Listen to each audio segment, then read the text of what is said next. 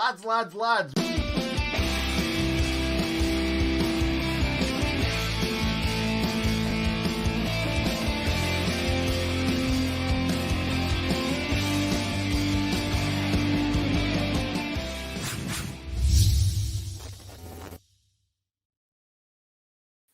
Wow.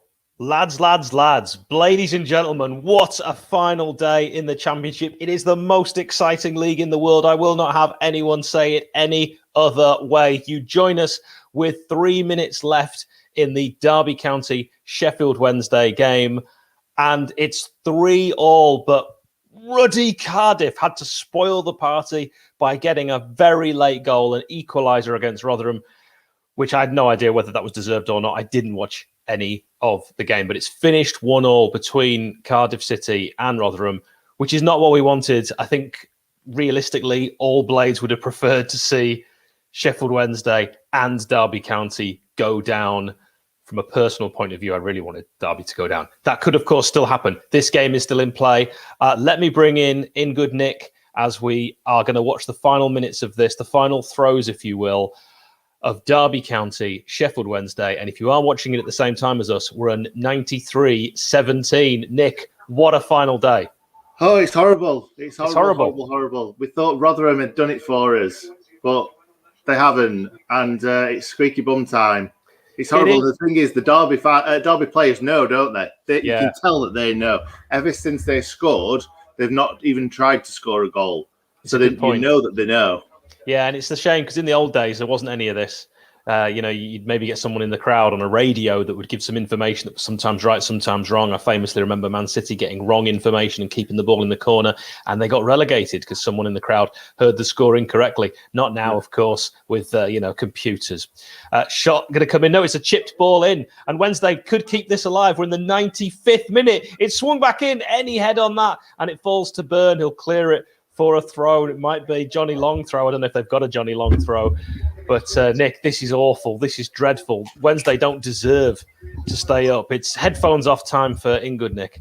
Headphones aren't working, that's why. That'll do it. They're all crap. They're all shocking, aren't they? All these teams are shocking. That's why they're at bottom of the Championship. But the amount of goals have gone in have been because they're poorly defended. Here's a chance. Oh, the far post. Get a foot on it. Get it anywhere. Oh, my God. They can't defend to save their lives, Derby. They just can't defend. They should be going for a goal rather than sitting on this 3-3 draw. Swung back in. Two heads win it for Derby, but it's all hands to the pump for the Pigs, and the ball's going to go out on this left-hand side. Can they get across in? Oh, my God. Is it time for fancy feet from whoever that is? And is it Werner? Some Wednesday player. I don't know. I don't know them. I try and avoid everything about them. They've got a final minute. What about Patrick Roberts 1-on-1 with the keeper? If they go down Derby, that is a great point, Nick. They'll look back on that. But it feels fated. It feels fated. Keeper's up. Any chance here? What is the Derby keeper doing? Couldn't tell where. Nowhere. This has got to be it. Oh, it's not good enough. Oh, it's good enough. Get a foot on it. Get something on it. Shoot, man. Oh, man. That'll be a foul as well. And possibly that's a bit harsh. It's a yellow card. Mike D not having any ball there, to be fair. Yeah, he got the ball and socket joint of the That weren't a great ball, to be fair. He gave him a lot to do, didn't he? Yeah, and the fact that Barry Bannon's been playing for 95 minutes and that other lad's just come on, he should have beaten him to the ball there. Yeah, but Wednesday's chances of staying up thinner now than Barry Bannon's hair. We're in the 96th minute. It is Derby 3. It is Wendy 3. And that is 96. So you're looking now for Mike Dean to blow up, please, Mr. Dean. I think there might be 30 seconds, a minute left, possibly. I think you're right. Because there's been a lot of time wasting from Derby players and stuff. Imagine him just taking a shot here and just banging it in top bins. Absolutely. As it is, Wickham, Rotherham and Wednesday, that would be your bottom three. And he's just going to kick it straight into touch. That's crazy. Throw into Wednesday. So Derby would stay up as things are on 44. Wickham would actually finish third from bottom, and Wednesday would be rock bottom and finish bottom of the Championship. It's been a hell of a game, Nick. It has, mate. It has. But why? Why did he just kick that ball out of play then? Just pass it around you. Pass it to a player in You'll a white have the ball shirt. for longer. Who is this lad? This number 10 for It Derby. was Tom Lawrence, weren't it? He's an idiot. The man's an idiot. There we go. It's over. Sheffield Wednesday are down. Being relegated. Oh, God. There's no Sheffield Derby next season, mate. To be perfectly honest, mate, I'm not that bothered about Wednesday. But at the same time, like, they deserve to go down. Oh, yeah. Yeah. But the problem has been Derby have been shocking. In the last 4 games, Derby have been winning 1-0 and lost 2-1. So Derby have been awful. Yeah. Rotherham had so many games in hand that if they'd have just won 1, then they'd have stayed up. I know. I'm gutted for Rotherham. Really gutted for Paul Warne. I think he should have won if they had stayed up Manager of the Year for the way that they do it and the finances and the squad they've got. You know, they've got a player on loan like from Derby. that's the level Rotherham are dealing with. And it's just crazy. And it's such a shame they've gone down. I live in High Wycombe, so I was really wanting Wycombe Wanderers to stay up because that's an easy away game for me to do. And in the entire time I've lived here, the Blades have only played them once. Yeah, and to be honest, they gave themselves the best possible chance today, didn't they, Wycombe? They already knew that they were down because they would have had to win like 12-0 or something daft like that. But with the players that they've got, Wycombe, and the wage budget and stuff, they've put up a good fight, to be fair. They gave themselves until the last game of the season. Yeah, they were technically, they weren't down, but they were. But the last game of the season, they were still in it, which you've got to take your hat off to Wycombe. I hate Gareth Ainsworth. I want to make that very clear. But I wanted him to get sacked and for me to have an easy away game. That's all. So, and Akin Fenn becoming the manager. He's great fun. I met him at a book signing as well. Just a fun guy. But yes, thanks, Adam, for pointing that out. Do get involved in the chat, by the way, and let us know what you think to Sheffield Wednesday getting relegated. Before we go any further, of course, Nick, it's time to look at the Sheffield United team for today. If you'd like to talk us through it, mate, because you know what? We didn't do too badly in terms of combined with our predictions. Yeah, I think... Yeah, combined. We were talking about this before, weren't we? I mentioned about Keane Bryan hopefully coming back into that left centre-back spot because as we look at this team, nobody's playing out of position. And we've not said that too much this season. So, yeah, you called the... what did you call now? What did you call? You called about Sander Berge coming back into the side, didn't you? And I thought that might have been a little bit too early. But obviously... The physio, the manager, they know whether Sander Berge is fit for this game. I'm not sure we'll see him play 90 minutes, but it's great to see this team. Now, fair enough, it would be nice to see Jack O'Connell playing that left centre-back role. But other than that, I think we are pretty much full strength, which is great to see. Yeah, I agree with that. I want to take a moment. Helen has said, please, could we have a shout out to my mum and dad who are now converted to the Sheffield United way? Yes, we love to hear that. So a big shout out to Helen. You need to tell us what your mum and dad are called. But we'll call them Helen, Mummy and Daddy for now, shall we, Hal? Very creative, yeah. If you don't hit like on this stream, you should be fined £1,000 and forced to live in an Arctic tundra for 365 days, 52 weeks, 12 months, 1 year. Your choice. There you go. So Hal said it. The stream. Like the stream. It's been streaming down with rain as well today. And one thing I will say, Nick, is this southern rain, it can't make its mind up. It's soft. It's drizzle. Give me good old Yorkshire rain. You know where you stand with Yorkshire rain. You go outside, you're going to get wet. This southern rain, I got absolutely no time for it at all. No, it's the worst. That's why you shouldn't live in the south.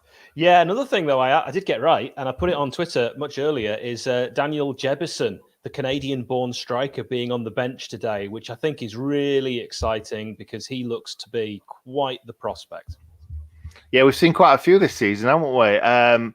And Zach Brunt, I'm still a bit gutted that we've not seen Zach Brunt on the pitch for a minute yet. But hopefully we'll see Jebison get some sort of game time today. It would be really nice. But at the same time, on that bench, we've also got...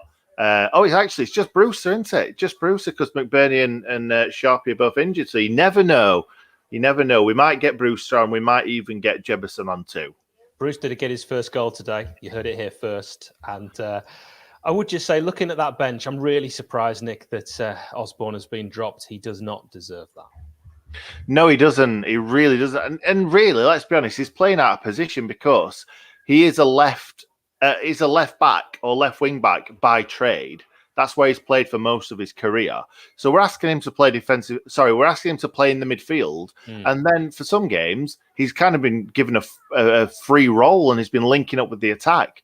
So he's all over the place. He's been asked to do every job going. And then it's like, oh, well, you've not done quite as well as some others. So, but he has. For me, he's been probably better than Fleck. Well, let's all laugh at Wednesday, and let's take a moment just as well to appreciate that we've only got one striker on the bench because Museg is not on the bench, and that is perhaps a surprise. Are we? Hey, bang on the same time we did that. Yeah.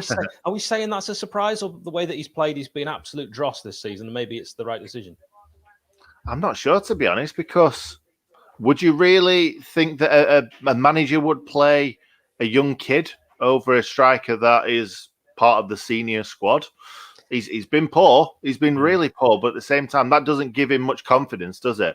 So I reckon that is because of fitness rather than just being out of favour. I think you're right. I saw the under-23s in the midweek, and I have to say, Jebison really stood out, as did Zach Brunt, and I'm really surprised that Brunty hasn't been given some proper minutes in the Premier League this season.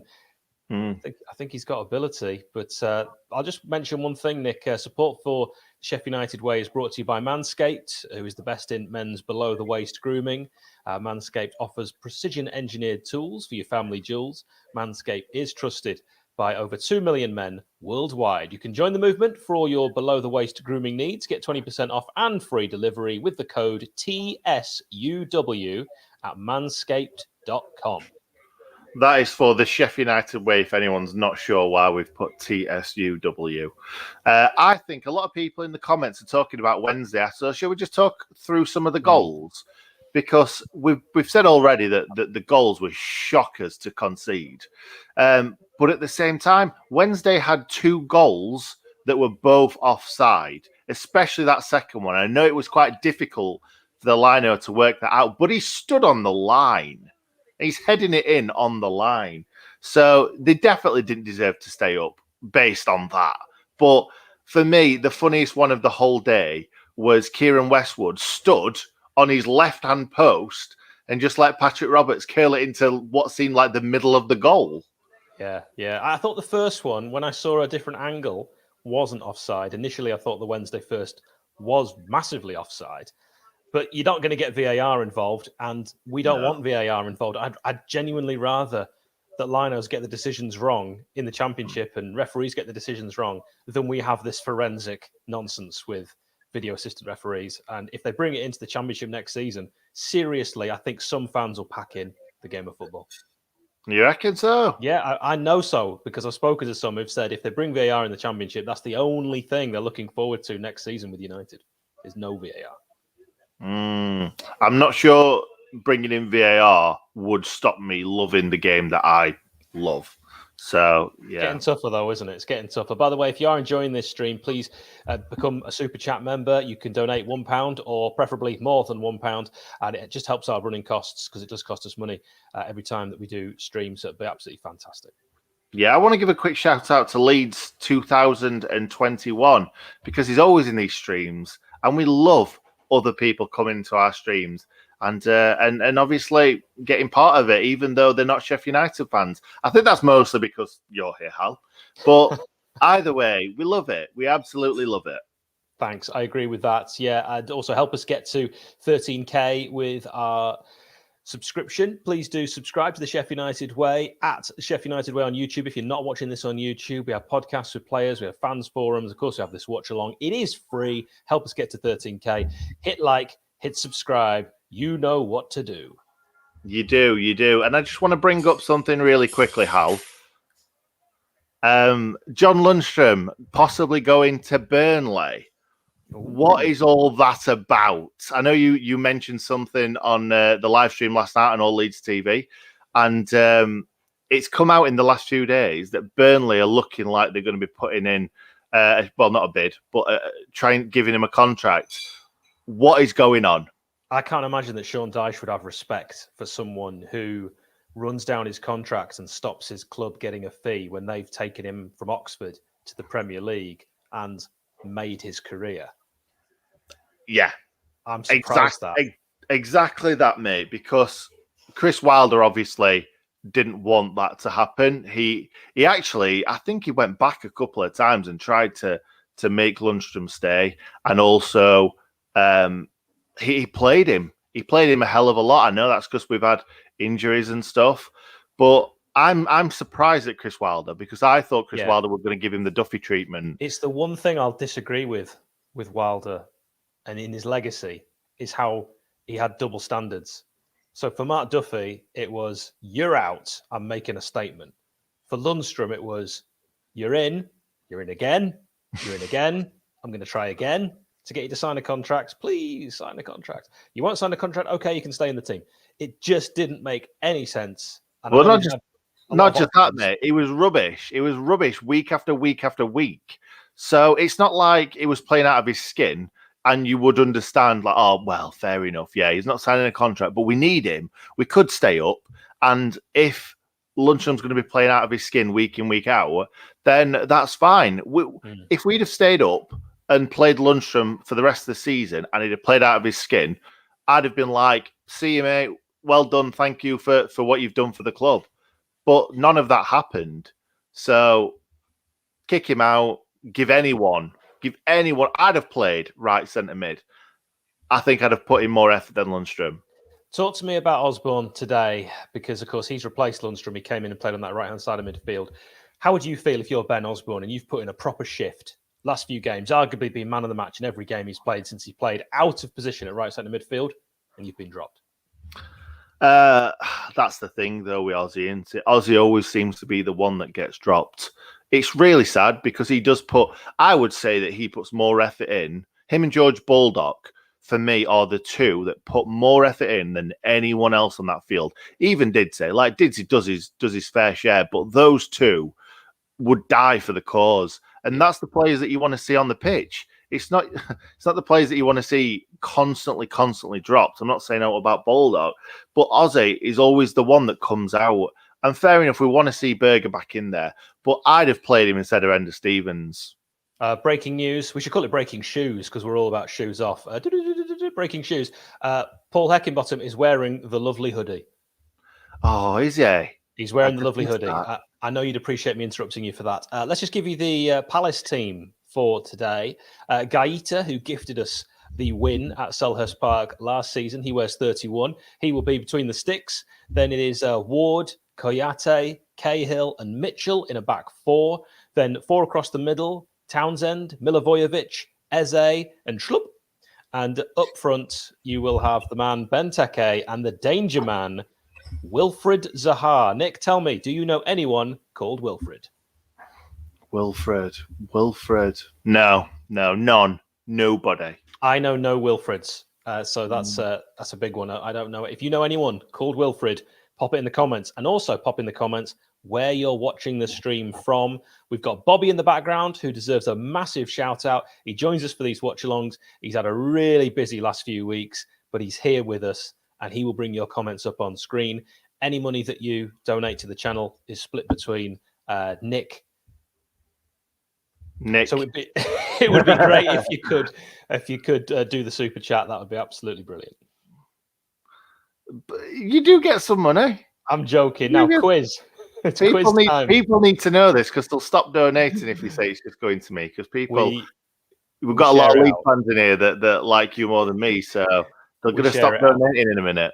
We share it out, but it's funnier to say that. Thank you very much, Nick. Could you please read out that name for us? Well, that's an I and then a double L. Illuxixon.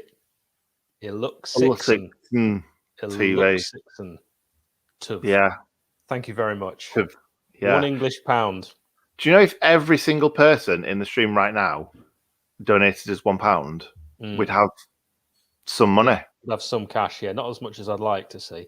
Let's do the Quizzy Quiz. This is Sheffield United and Illusion. Makes sense. Thank you, Ian. It's Sheffield United and Crystal Palace related. Illusion. I love how the viewers are helping us read. There's an X in there. There's an X in there. I'm sorry. Throw an X in there. Nick and I are going to be thrown. Which team shared Selhurst Park with Crystal Palace between 1985 and 1991? Nick, you cannot play. I know. I'm sorry. Peter Cachorro. It's not on this occasion, the Catman. Now, the way it works is Bobby in the background is going to bring up guesses on screen. They might not be correct guesses. He might like to throw things, cats indeed, amongst the pigeons. QPR is a guess, and I'll tell you now, it is an incorrect guess. Ben, it is not Wimbledon. And Adrian, who, as ever, is so good at these quizzes. When Adrian comments, it's going to be right, don't you? He's a clever chap, and he's written a book. And you know what they say about people who've written books? They're the worst sort of people, them people. They're the best sort of people. Check out All Hollow on Amazon. Question 2. On 30th of April 2006, to mark United's promotion-winning campaign, we beat Palace 1-0 at Bramall Lane. Who scored? I missed my cousin's wedding to go to this game. They're divorced now, so it was a good decision. Who cares? Who cares? Who cares? Rather acrimonious. So, who scored the winner? 1-0. Do you remember? Nick, out of interest, without giving the answer away. I can't give the answer away because I don't remember it. Well, I wasn't going to ask you that. I was going to ask, were you at this game? I will have definitely been at the game, but I don't remember it. They all merge into one when you've been to so many games at Bramall Lane. It's not HMS Shipperley. By the way, we did a fantastic preview. Adrian, okay, Bobby, stop bringing up. He's going to get them all, isn't he? He's going to get them all. It was Chris Morgan, absolutely correct, who scored that goal.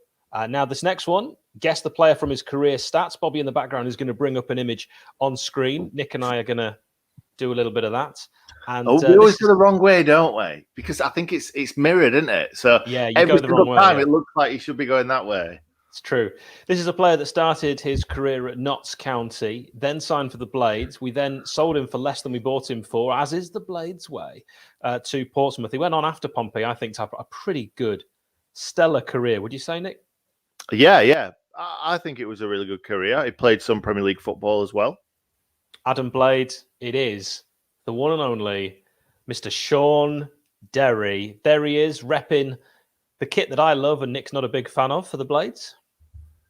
No, I don't think I said that. I think it was a different one that you're thinking. I don't like the blades on the front. It makes us look tin pot. That's what I was thinking when you said that before, yeah. Oh, right, yeah, fair enough. I don't realise how Sean Derry lost so much height when he went to Crystal Palace. Well, you're going to say hair, which is also true. Yeah, that is true, that. Has he got captain's armband for Palace in that? Bobby, put that back on. Has he got captain's armband, Nick? It looks like, yeah. He was though, weren't he? He was a very captainy sort of player. Captain material, Sean Derry. And I've told the story before on here when he signed my matchday program for me and just drew 3 apples. Yeah. Portland, Oregon Blade. Nick, talk me through it. You boys are different class. Thanks for the entertainment. Come the Blades. I was going to read that as come on the Blades as well. No, it's not what he said. That's how they say it in America. They go, come the Blades. Yeehaw. Okay. Thank you very much, Portland, Oregon Blade. Legend. Call him Pob from now on. Top Pob, man. Yeah, that's a good one. All right, Pob, let's see if you can get question 4, the final quiz question for today. Palace's first home shirts were which colours? A, red and blue. B, claret and blue. Or C, red and white. Ooh, that's a good one. That I don't know that one. What do you think there? Shall I hazard a guess? First ones. Yeah, you can have a guess. Because what are their current shirts, would you say, from those choices? I would go red and blue. They are red and blue. So were they always red and blue? Have I thrown a bit of a bizarre question in here? What do you think? I think claret and blue. You're saying B, claret and blue. A lot of you going with red and white, which is maybe that's why I've asked it. Thank you, Ben, you legend. £1.49. Thanks, Ben. Woo. Yeah, Palace's first home shirts were which colour? The answer was, and Nick, you were right, B, claret and blue. Well done. I threw the red and white in there just as a bit of a ruse. I thought you might have done because we play in red and white, so that's why you did it. The Blade sponsor, Ed Sheeran, has decided to sponsor Ipswich. Which artist or band would you want sponsoring Sheffield United? Well, not Arctic Monkeys, first of all, because there were only one Sheffield United fan, and I think he's left. I don't know. It's not great, I'm not up on my Arctic Monkeys knowledge, so someone can let us know in the comments. Well, it's what you call him? I've forgotten his name. Oh my god! Not a great start, is it? What's his name? What's his name? From Red Hot Chili Peppers? No. You thinking Paul Heaton from Paul Heaton? His name. I think Red Hot Chili Peppers, mate. Trumps your Paul Heaton. So is he a Sheffield United fan? Flea is, yeah.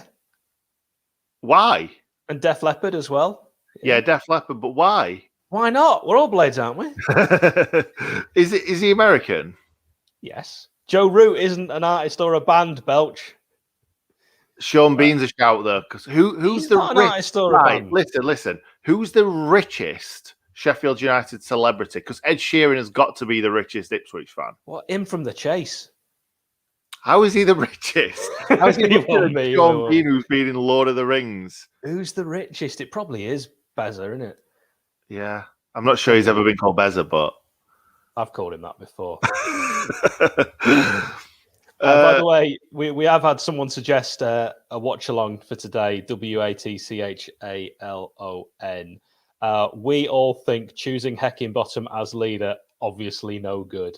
That's brilliant. Brilliant. And on that note, Adam has gifted us £1.99 for Choo Choo Basham. Choo Choo Basham from Quarter Pounders to launch encounters. He's all about passion. That's it. What, Charlotte? Listen to this, because I was trying to remember. Are you going to make me sing it to your wife? Yeah. That's a bit weird, mate. Can't hear me anyway. So what were it? From flipping... Oh, I can't do it again. What is it? From Quarter Pounders to launch encounters. He's all about passion. That is the best Choo Choo Basham. That's the worst Choo Choo Basham. All right, genuinely, let's get this sorted now, because I came up with Bash... Savior of the overlap. Do. That's option one. So put A in the chat if you like Flash, or B in the chat if you prefer Choo Choo Basham. I'm a Choo Choo Basham man. Nick is a Flash man. Bobby's a Choo Choo Basham man. I like the Choo. Well, no, I like the Choo Choo Basham song, excluding the Choo Choo Basham. Well, it could just go Chrissy Basham. Yes, that's what Christopher Basham. It could work with those. So A is for Bash. I love that. Savior of the overlap. Do. I could. Do you know what? It's pretty even Stevens at the moment. I mean, it's more not, A's. It's clearly more A's.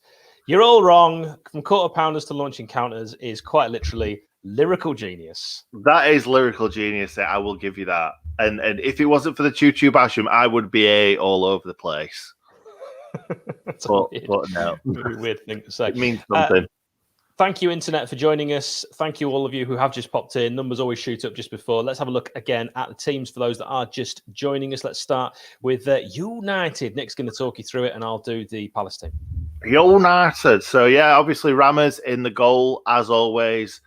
He's been brilliant in the last kind of couple of months, so going to keep his place. League One Wes still on the bench. Chrissy Basham, right centre-back, back to his old position. He's been playing left centre-back the last couple of games, I think it was. Egan, same old. Had a little stint out, but it's great to have him back and being at the rock of the defence. But the problem is the players at the side of him have been injured quite a lot, so that's mostly the problem with Egan.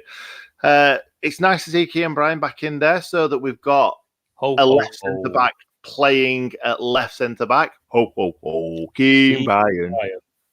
And congratulations to Kean Bryan Congratulations to Kean Bryan for on the birth of his baby boy. Jesus, Hal, this is why you do these bits. What, the birth announcements? Yeah. And he's Monroe. Monroe is his new baby boy, I believe. It sounds more like a boy name. Anyway, let's move on from that. Bobby's giving me the thumbs up. So, what are we doing? We're still going. Car crash of an announcement, wasn't it? Yeah, that was good. That was good. Well done, Keane. I'm sure that you're listening anyway, mate. Is he literally on the pitch about to kick off? Yeah, so and Stevens kept his place. Bulldog back in at right back, even though he played in the last game, but obviously he always has to come out, old Bogle. And then Noah keeps his place, Fleck keeps his place, Sanderberger back in for the first time for a very, very, very long time. And Burke comes in, which I'm quite looking forward to Burke playing up front today. What about you, Hal? Yeah, the runaway speedboat. I'm going to give you the Palace team. Nick's going to drop a little message in on Twitter to our Fans React team while I do this. We've got Gaeta in goal, Ward, Koyate, Cahill, and Mitchell at the back. It is a back four for the Eagles. Jesus. Townsend, I'm off. Townsend, Milivojevic, Eze, and Schlupp. And then up front, they have Benteke and that danger man, Wilfred Zaha. The way these watch-alongs work, you stick your game on the telly. It is on Sky Sports main event.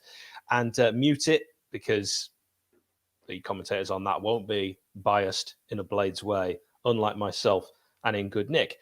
Get it level with us. I'll constantly give you time updates. We have kicked off. So there you go. That gives you an indication of exactly what kind of time we are on. United are kicking towards the Bramall Lane upper, shooting that way first, which means we most likely won the toss. We always choose to kick towards the Kop second half, but that's the way Palace are going.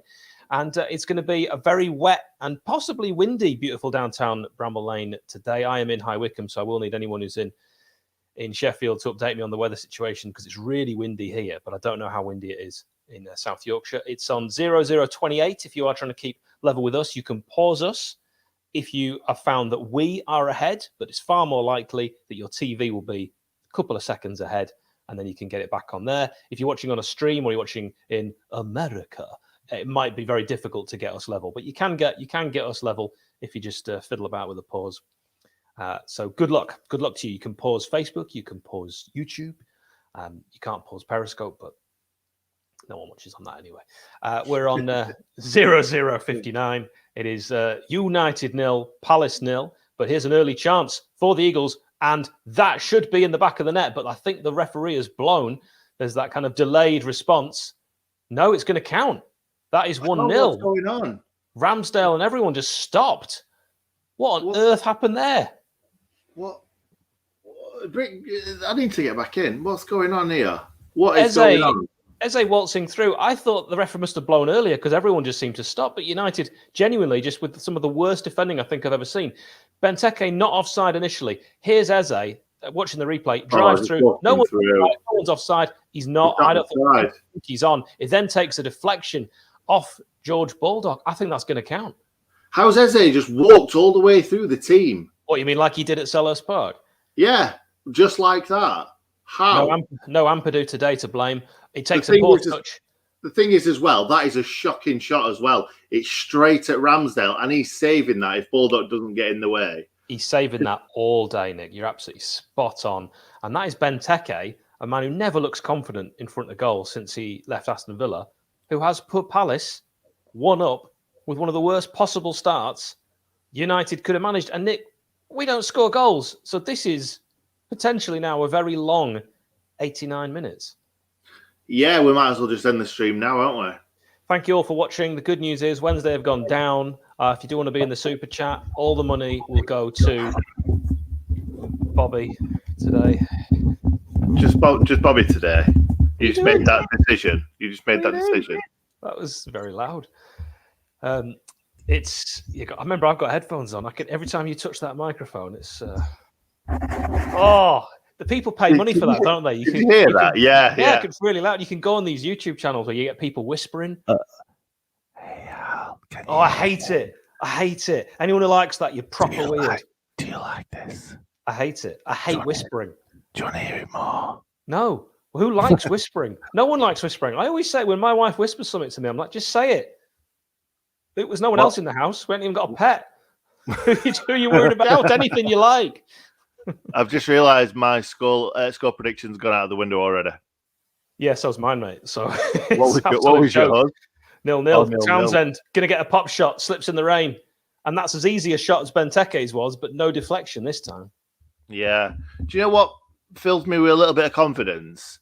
Is the fact that after watching the Wednesday game, yeah, we've been terrible this season, but watching those games, it's shocking.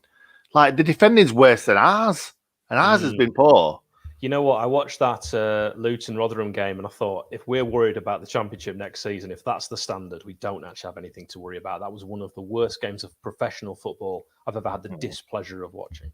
Yeah, absolutely. It didn't look like either were going to score, to be perfectly honest. But we look dreadful as Zaha moves forward again. We're on 4 minutes 13. If you are just joining us, Palace have a corner and the Blades are a goal down from a soft Benteke shot, which took a deflection off George Baldock. And I have to say, it was avoidable from all departments for the Blades. A culmination, I think, there of the entire season encapsulated in one run.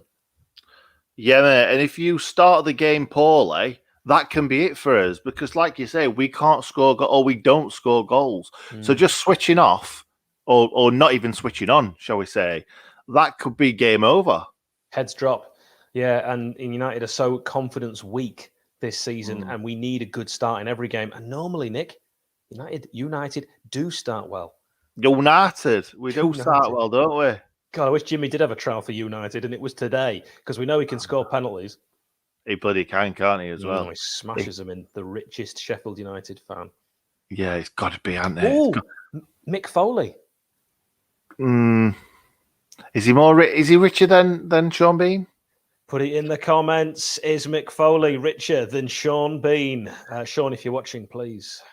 Can I put one out there? That's the richest celebrity is probably Kyle Walker. Yeah. Is he a celebrity though? Are we calling him a footballer? I mean, he's both.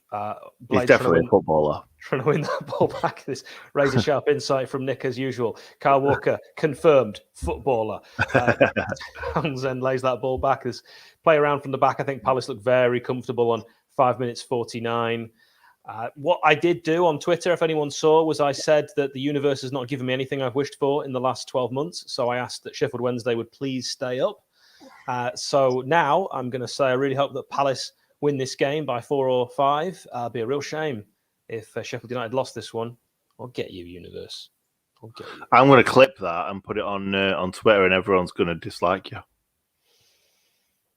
I mean, I'll just ask now. Please don't do that. I will. Please don't. I'm going to do it. Hopefully, we've got more things to talk about than. He's bullying me, Bobby.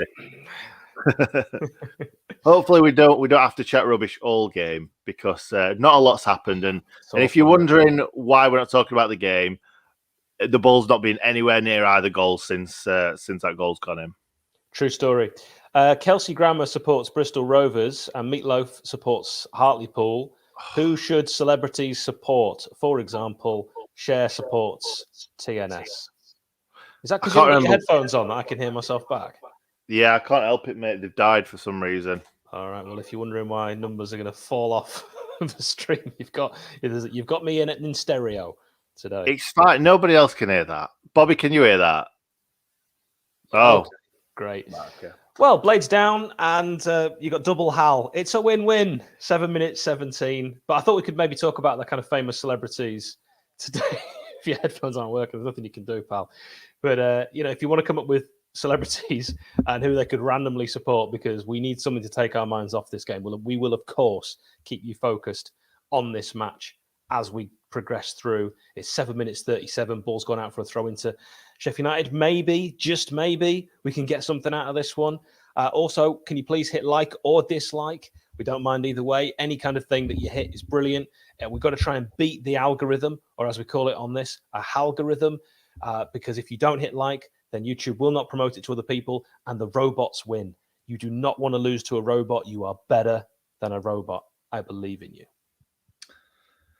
Yeah, there you go. I think I might have sorted the headphones out, by the way. You're a genius. Yeah, boy. Donald Trump, Grimsby Town fan. I love it. Yes, Jessica Ennis-Hill is a Sheffield United fan, sort of. Not as rich though, is she? Not as rich. Don't know her finances. Don't know the financial situation behind the Ennis-Hill current setup. But I think you're probably right with Sean Bean. I'll just bring it back to football just for a second, because that goal that we conceded was John Egan, and Eze just walked past him, and he was just like, "Oh, he's gone past me." He should have brought him down. Because he was. It's so un-Egan, but Egan's not afraid of bringing a player down. No, he's not. Who does John Cutbush support? Nick? A Maltese team. He's a Malteser. Birakaka is the only... doesn't sound right, does it? Is the only Maltese team I can think of. Yeah, I don't know anywhere in Malta. Never been. Never had the pleasure. I'd love to go to Malta. It's where they filmed a lot of Game of Thrones. Ball crossed in and cleared by Basham. Choo-choo. Throw into Palace just over halfway, 10 yards away from the halfway line. 9 minutes 23. Awful game. Awful game. Awful game. Yeah, I've had to turn you down because you nearly broke my eardrums then. Am I really loud? Pop in the chat. You are. No, you are to me because I turned you up massively because I couldn't hear you. And now you're too loud, which is normal for you. If I am too loud, genuinely, let people in the chat please let me know because we can never hear ourselves. We can only hear each other. It's the craziness of modern technology. Yeah. But we just keep firing the ball forward and nothing's sticking at the moment. We're not even passing the ball around. Palace are just dominating, which is horrible to see. I thought we were going to get some out of this today because we obviously start really, really well in games. I thought we'd start well and we might nick an early goal, and it's completely the opposite. Yeah, completely the opposite. 10 minutes 13. Palace look very comfortable. It's a wet pitch. I don't like the term greasy surface, so I won't say it. But Joel Ward, the number 2 for Palace, has that ball and lays it off to the goal scorer, Christian Benteke. Andros Townsend, very dangerous right winger, got a lot of skill, can take pop shots from anywhere. We've seen that before. He's got it in his locker. But they've just lost possession there. And it's 10 minutes 39 of absolute dross. The weather matching the performance from the Blades. Yeah, absolutely shocking. It's true, Michael, pointing out that Gordon Brown does support Wraith Rovers. Gordon Brown once... Actually, I don't know if I'm going to tell that story. It's a true story. It involves my dad and Gordon Brown. I know he's watching. I don't know. I think you should have a think about it and then maybe tell it later on. I'm not sure who it paints in a good light, that's all. Yeah, it's probably all right. Gordon Brown was at the France 98 World Cup with my dad. My dad went to Scotland, Brazil, the opening game of France 98. And Gordon Brown needed to get a flight home and asked my dad if he could have his seat on the plane. And my dad said, no. I don't blame him. I don't blame him either. Absolutely. So anyway, that's that. It's his seat. It's his bloody seat. Mamrun Spartans FC won the league in Malta. Scenes. Oh. The scenes. Valletta, of course, Nick. You've heard of that. Oh, of course. Yeah, Malta, lovely part of the world. Here's a chance for the Blades. First one, not a bad ball put in. Oh. Dids can't get the touch that he needs, and Eze will look to try and clear, but it's not a good clearance. That's a high boot. Referee's going to give that 9 times out of 10, and he does. Yeah, we did all right there. We got down the line. Bash got played through. Half decent ball into the box, but Burke couldn't get enough on it, and Didsy couldn't get it under control. So yeah, poor passage of play in the end, and it's a Palace ball. Nick, I got something to entertain you. I say a player, you tell me which club they started their career. All right, go on then. Alan Wright, little Alan Wright. Oh, you can join in the chat as well. You can join in the chat. Thank you, Villa. Joachim. It's a good guess. Joachim has given us 20 Swedish krona. Lads, who do you want to win the League One playoffs? League One playoffs. Not Sunderland. Who is in the League One playoffs? I'm just thinking now. I know Sunderland are. I've not got a Scooby. I have not really kept in touch with League One, I'll be honest with you. Shall we have a little look? Yeah, I'm just doing that. I'm trying to look right now. I haven't got a clue. Blackpool, Sunderland, Lincoln. Who'd have thought it? Lincoln. Portsmouth, Oxford, where John Lundstrom should remember is where he came from. Maybe Charlton. So that's who it could be between. I would like to see Charlton because one of my very best friends supports Charlton, and we said we'd go to a Blades Charlton game together next time we're back in the same league. Fair enough. If Lincoln are in the playoffs and not in the automatics, I would like to see Lincoln go up. Okay, there you go. We've answered your question. So Alan Wright, which team did he start his career with? Darling, you are spot on. It is Blackpool, 1989 to 1991, 98 appearances and no goals in the 3 seasons that he played for the Seasiders.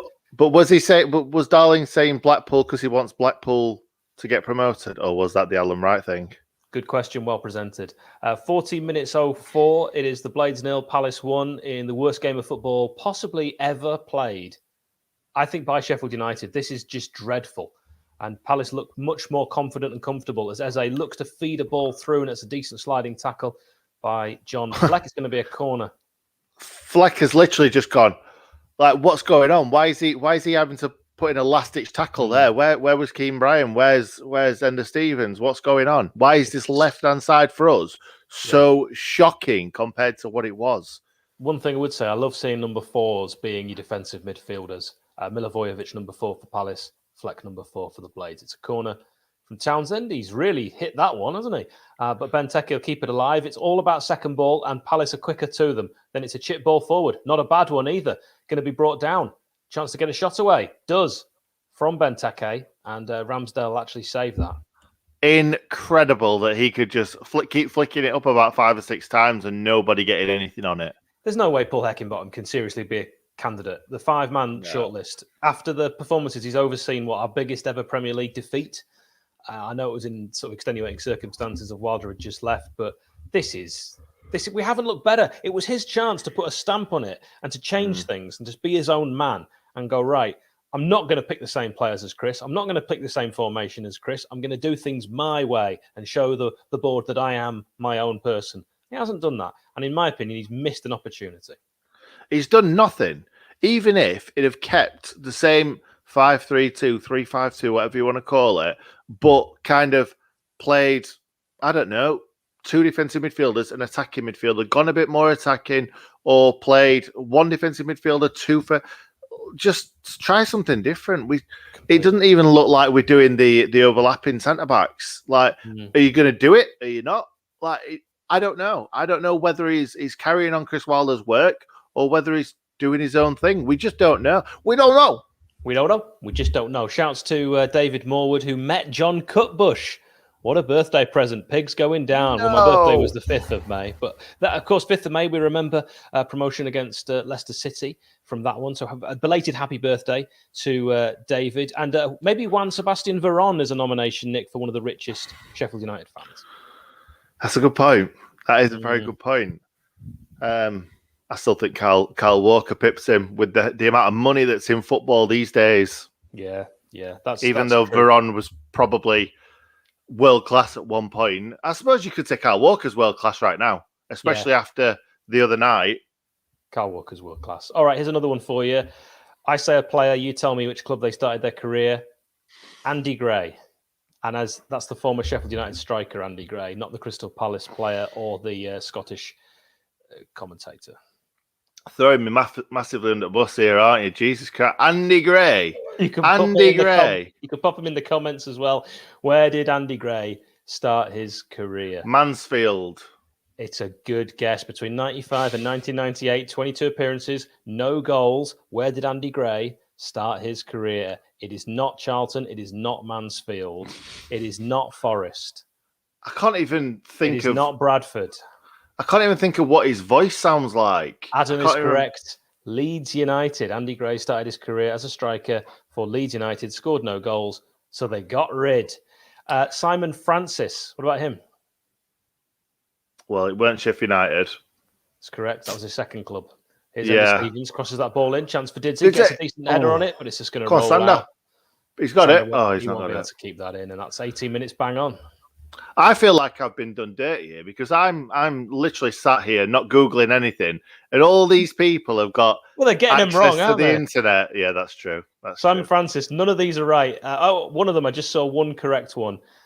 So 2002 to 2003, 55 appearances, 1 goal. Simon Francis. It was not Paris Saint-Germain. It was not Barcelona. It was not Bournemouth. It was not Yeovil Town. Simon Francis began his career at Bradford City. We signed him from Bradford City. It was rumoured he was either go to Sheffield United or Sunderland. Okay, I'll give you an easier one. Paolo Di Canio. Lazio? Correct, Lazio. How many goals do you think he scored in 54 appearances? I bet it's a lot with you saying that. Or a little. 39.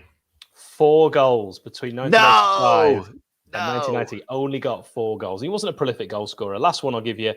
Clive Mendonca. I say a player. You tell me which club they started. Sheffield United.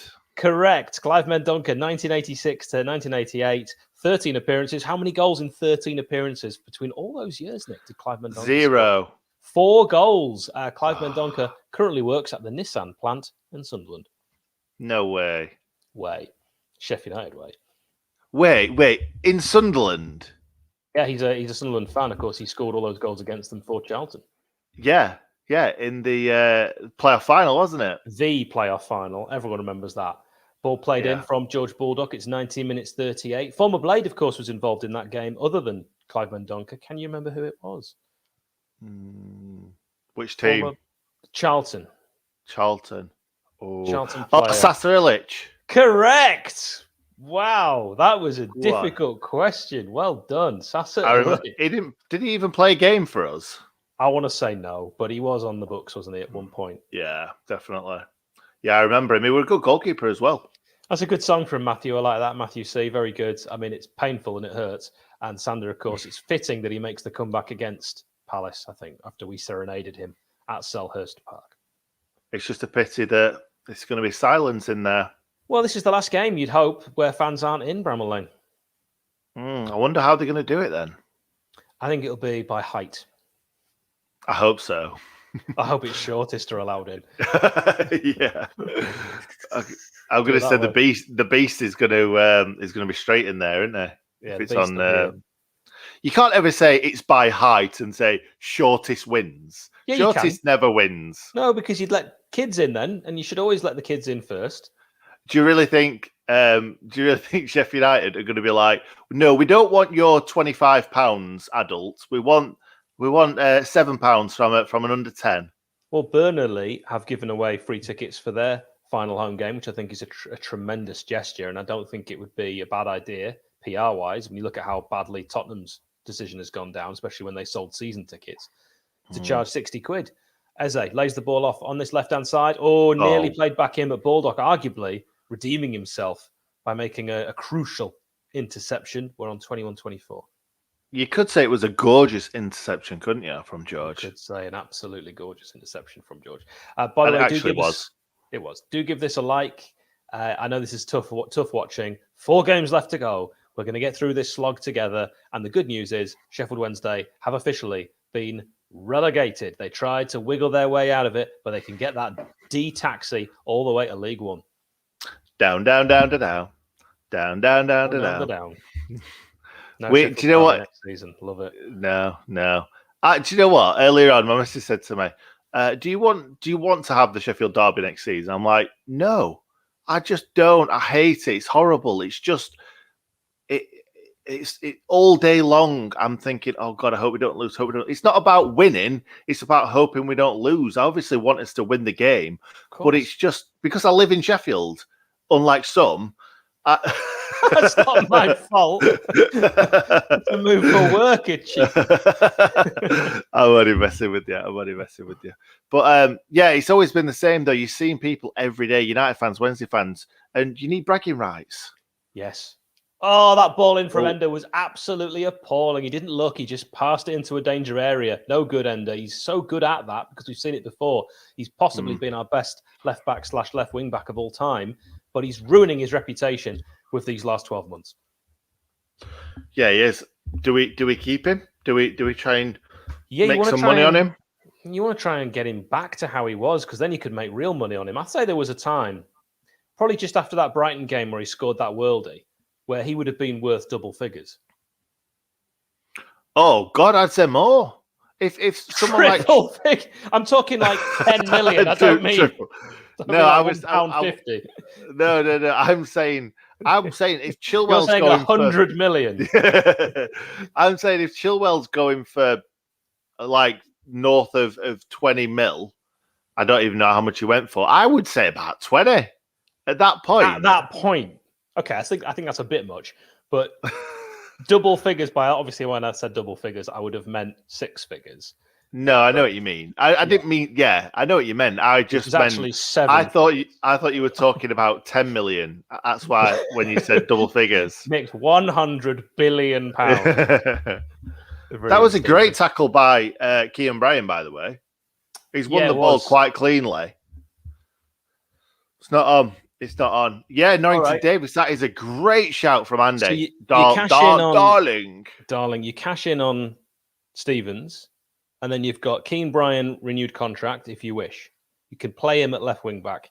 Norrington Davis, you can play at left wing back. Ben Osborne, you can play at left wing back. So there's options. Boys, I think we need to buy a couple. We need to buy a couple more left wing backs. I think. Yeah, you're probably right. I didn't even mention Max Lowe. Who? Exactly. But there's a youngster as well, Harry Boys, who looks very, very promising. Harry what? Boys. You didn't do it. Boys. Free kick to Palace on 25 minutes. It's exactly 24:50. If you're trying to keep up with us, you can pause your screen. You can pause your stream or telly. Because of Brexit, is it more difficult to get a foreign manager to be appointed as the Sheffield United manager? How can you explain this, please? Oh, Lord, Michael Brown, yes, it is. If we wanted to appoint, let's pick someone at random. Alexander Blessing. He hasn't managed long enough in Belgium. He's a German. He'd need another 12 months at least to get the work permit. It's all a bit silly, if you ask me. It's not like if you're coming into this country, he's not going to be looking for work. You know, he'd be coming in and getting instant employment. So I think it's a very strange one to deny him a work permit when he's got a job ready. Do you know what I think as well, Hal? I think that the fact that he's been in the youth academy for let's just watch this first. It was a free kick from I'm going to say Andros Townsend. Took a deflection off the wall, and it looked like it had wrong-footed Aaron Ramsdale there, but it just trickled wide. It could have got anywhere, that really, couldn't it? But no, what I was going to say was, I think the fact that he's been kind of in the RB Leipzig sort of setup for such a long time, that surely could go towards kind of coaching in Europe. Yeah, well, he's a European as well, so it's strange. But, Brexit means that we are not part of it. Good save, Ramsdale, with the back heel. Wow. I don't know. Michael, I don't really know. I haven't looked into it too greatly. I'm not interested in politics at all. I wouldn't say on which way I voted. Ender Stevens, just leave the pitch. All we know is the man we tried to appoint has had his work permit refused and an appeal is ongoing. My dream is to become a football, says Khalid. Well, good luck with that. You might have more chance of being a footballer. But DJ Khalid, we wish you the best. We do. Sander Berger, first touch of the game. It feels that way. Yeah, 26 minutes in. Oh, it's all over the place, though. Eze looks like he's having a field day in the middle there. Yeah, and you got to think about Sander Berger turned down Champions League football to join Sheffield United, and he'll be in the Championship unless he goes and jumps ship next season. I imagine there'll be some suitors. Ball played forward to George Baldock up against the youngster Mitchell. Going to lay that ball off to Sander Berger. Can he keep it in? Yes, he can. Lays it back, 27-15. Good ball in as well. Poor header from Ollie, aptly named Burke. That was not a good header at all. No, it wasn't. But at the same time, when was the last time that Ollie Burke started a game? Feels like a very long time. It was. So we can't just expect him to hit the ground running straight away. Berger should have put that ball in the box. All he does is hit a ground running. Mark Richards says, "What players would you like to keep, and what players you think will leave?" Before you start, Hal, I'm not going to just let you answer that. I was going to say that sounds like a really good idea for a video that I've had for quite a while. Yeah, so we'll I think that's something. I think we might mention one or two, but that's definitely a video that we're going to do at some point. We just need to wait for the season to be over because it's quite disrespectful saying, I think this person should go when the season's not even over yet. Yeah. Interesting to read some of the comments saying that, this is how the game will finish. I can actually see more goals in this game. That ball looked like it went out from Zaha, and it's not like him to be petulant. I've never seen him do anything like that. You don't want to wear gloves when it's wet. If you do have anything like Raynaud's disease, you don't want to wear gloves when it's wet because your hands will get colder that way. Schoolboy. There you go. If you have that disease, Hal's right. Mm-hmm. Well, there can't be any other reason that he would wear clothes. It's not that cold. So, yeah, madness. No, they love wearing. All these players love wearing long sleeves, love wearing gloves. They'd wear hats if they could. They'd wear hats. They'd wear a jacket. They'd have a scarf. Remember when the Tevez wore a snood? Oh, there's been a few snoods in the past, hasn't there? Yeah, no. One of my mates used to wear leggings to play football in. He was a winger and he was one of our best players, so he kind of got away with it. But you don't see leggings, really, do you, in professional football? I don't see leggings, full stop. There's our two geniuses, the brains of the operation, JT Hammer and Hecky Bum. Hecky Bum seems to have removed the hoodie, the only thing that was good about this game. And him. And I'm not going to say that. I don't know Paul Heckingbottom, the man. Here's Didsey, takes it down on his chest. Does all right there. It's going to lay off slightly short. That could be a foul on Fleck. I mean, Fleck knew that challenge was coming.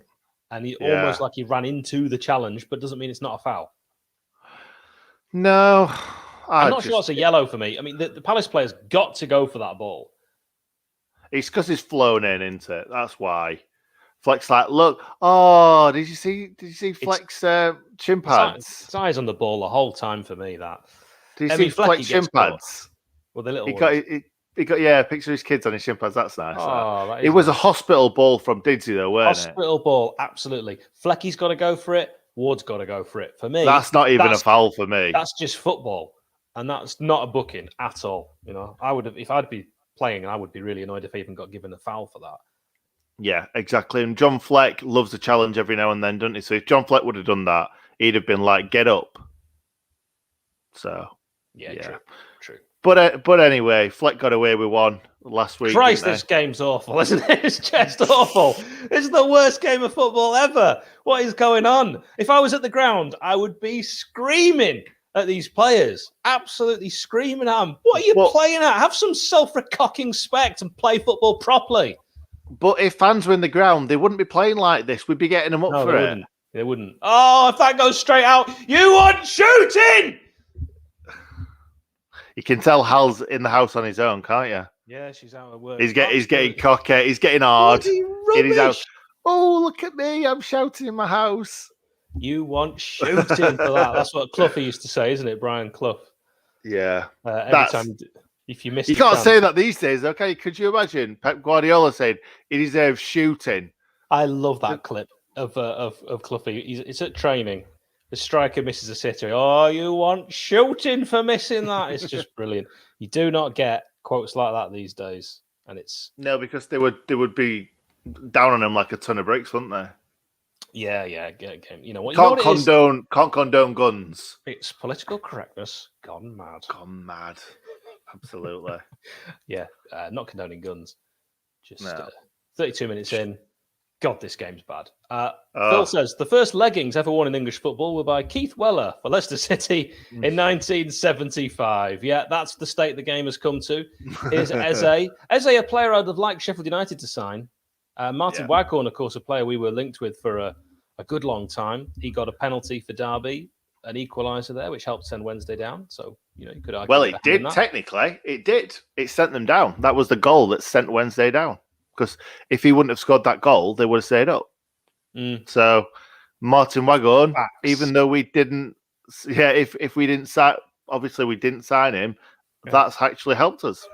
The reason I said it at that time is because at that time Cardiff were losing, and then they equalised. It wasn't. They'd scored before that. Oh, it's because the game was delayed, wasn't it? So when you look at the minutes... No, anyway, they scored before that because it came up on my phone just as they got the penalty. Yeah, but Cardiff scored in the 88th and that penalty was like the 75th. That's what I mean. All right, okay. I'll let you off. We're on the same page now. Yeah, we'll move on. We'll move on. But anyway... It doesn't matter. This game is so bad, Sky don't have a recap button. That is...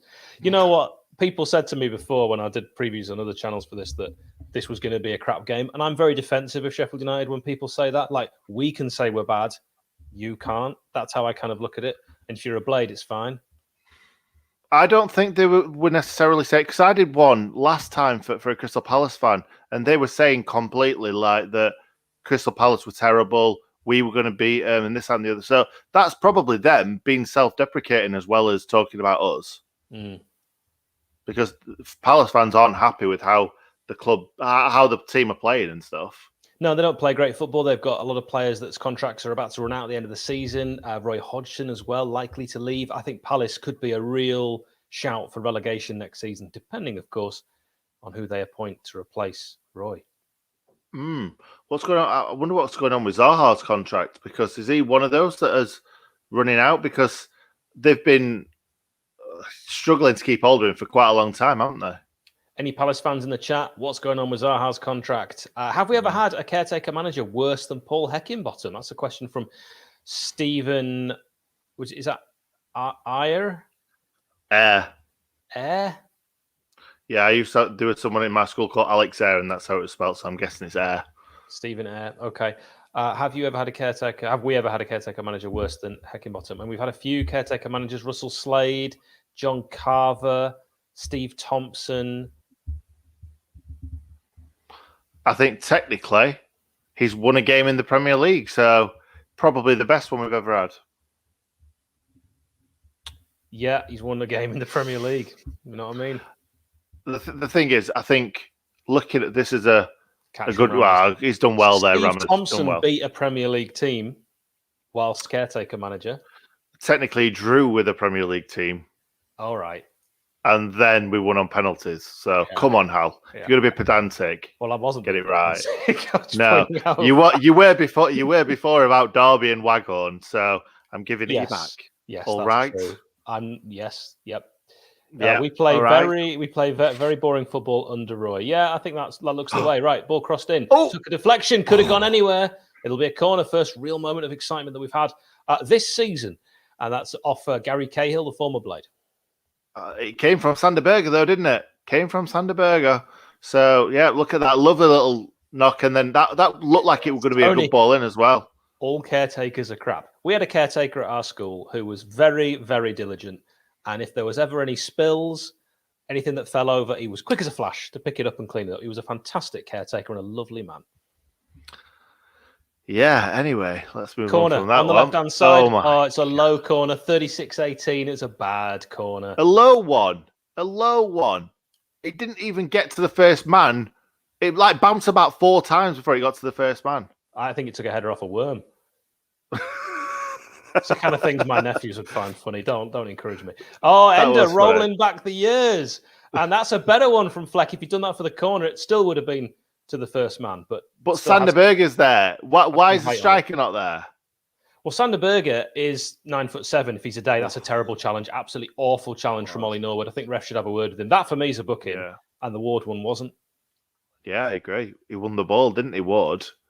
It was. I think he's getting his card out here. Yep, he is. He deserves it.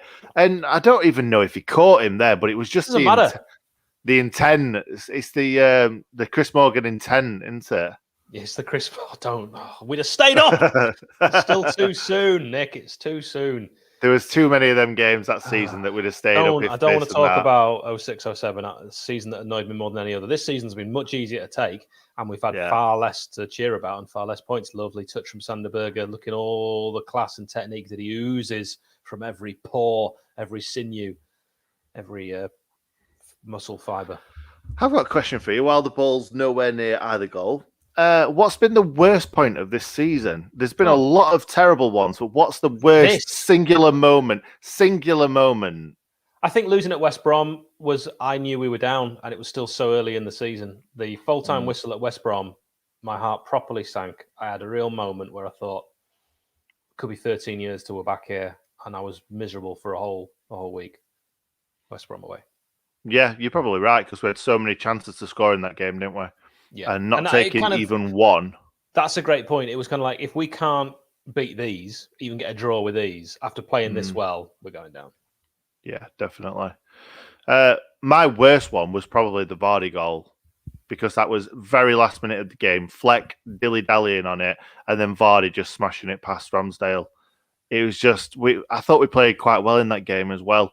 and that was going to be maybe our second point of the season as well. I don't know if that's right or not, but we were really struggling to get any sort of points, and that would have been a point that might have helped us. Not move up the league, but certainly give us a little bit of confidence. We're talking about purely games with this, aren't we? We're not talking about Wilder leaving or anything like that. Yeah. It's just the games. Yeah, that's what I thought. Okay, because I think obviously Wilder leaving, but you're right. You mentioned the game, so that's what I was talking about singular moments. Like obviously Wilder leaving, that's been going on for a long time, and yeah, fair enough, he left. But I think the games, literally parts of games where you were like devastated and stuff, because we had many of them for a long time, really. I watched that Leicester game where Vardy scored with my nephew. I watched the Palace game away with I watched loads of games with him at the start of the season before we did these watch-alongs. The last game he watched with me was Palace away, and then he was like, Uncle Hal, I don't want to watch these anymore. And that was a bad moment. And Uncle Hal went, neither do I. Neither do I, but I feel like I have to.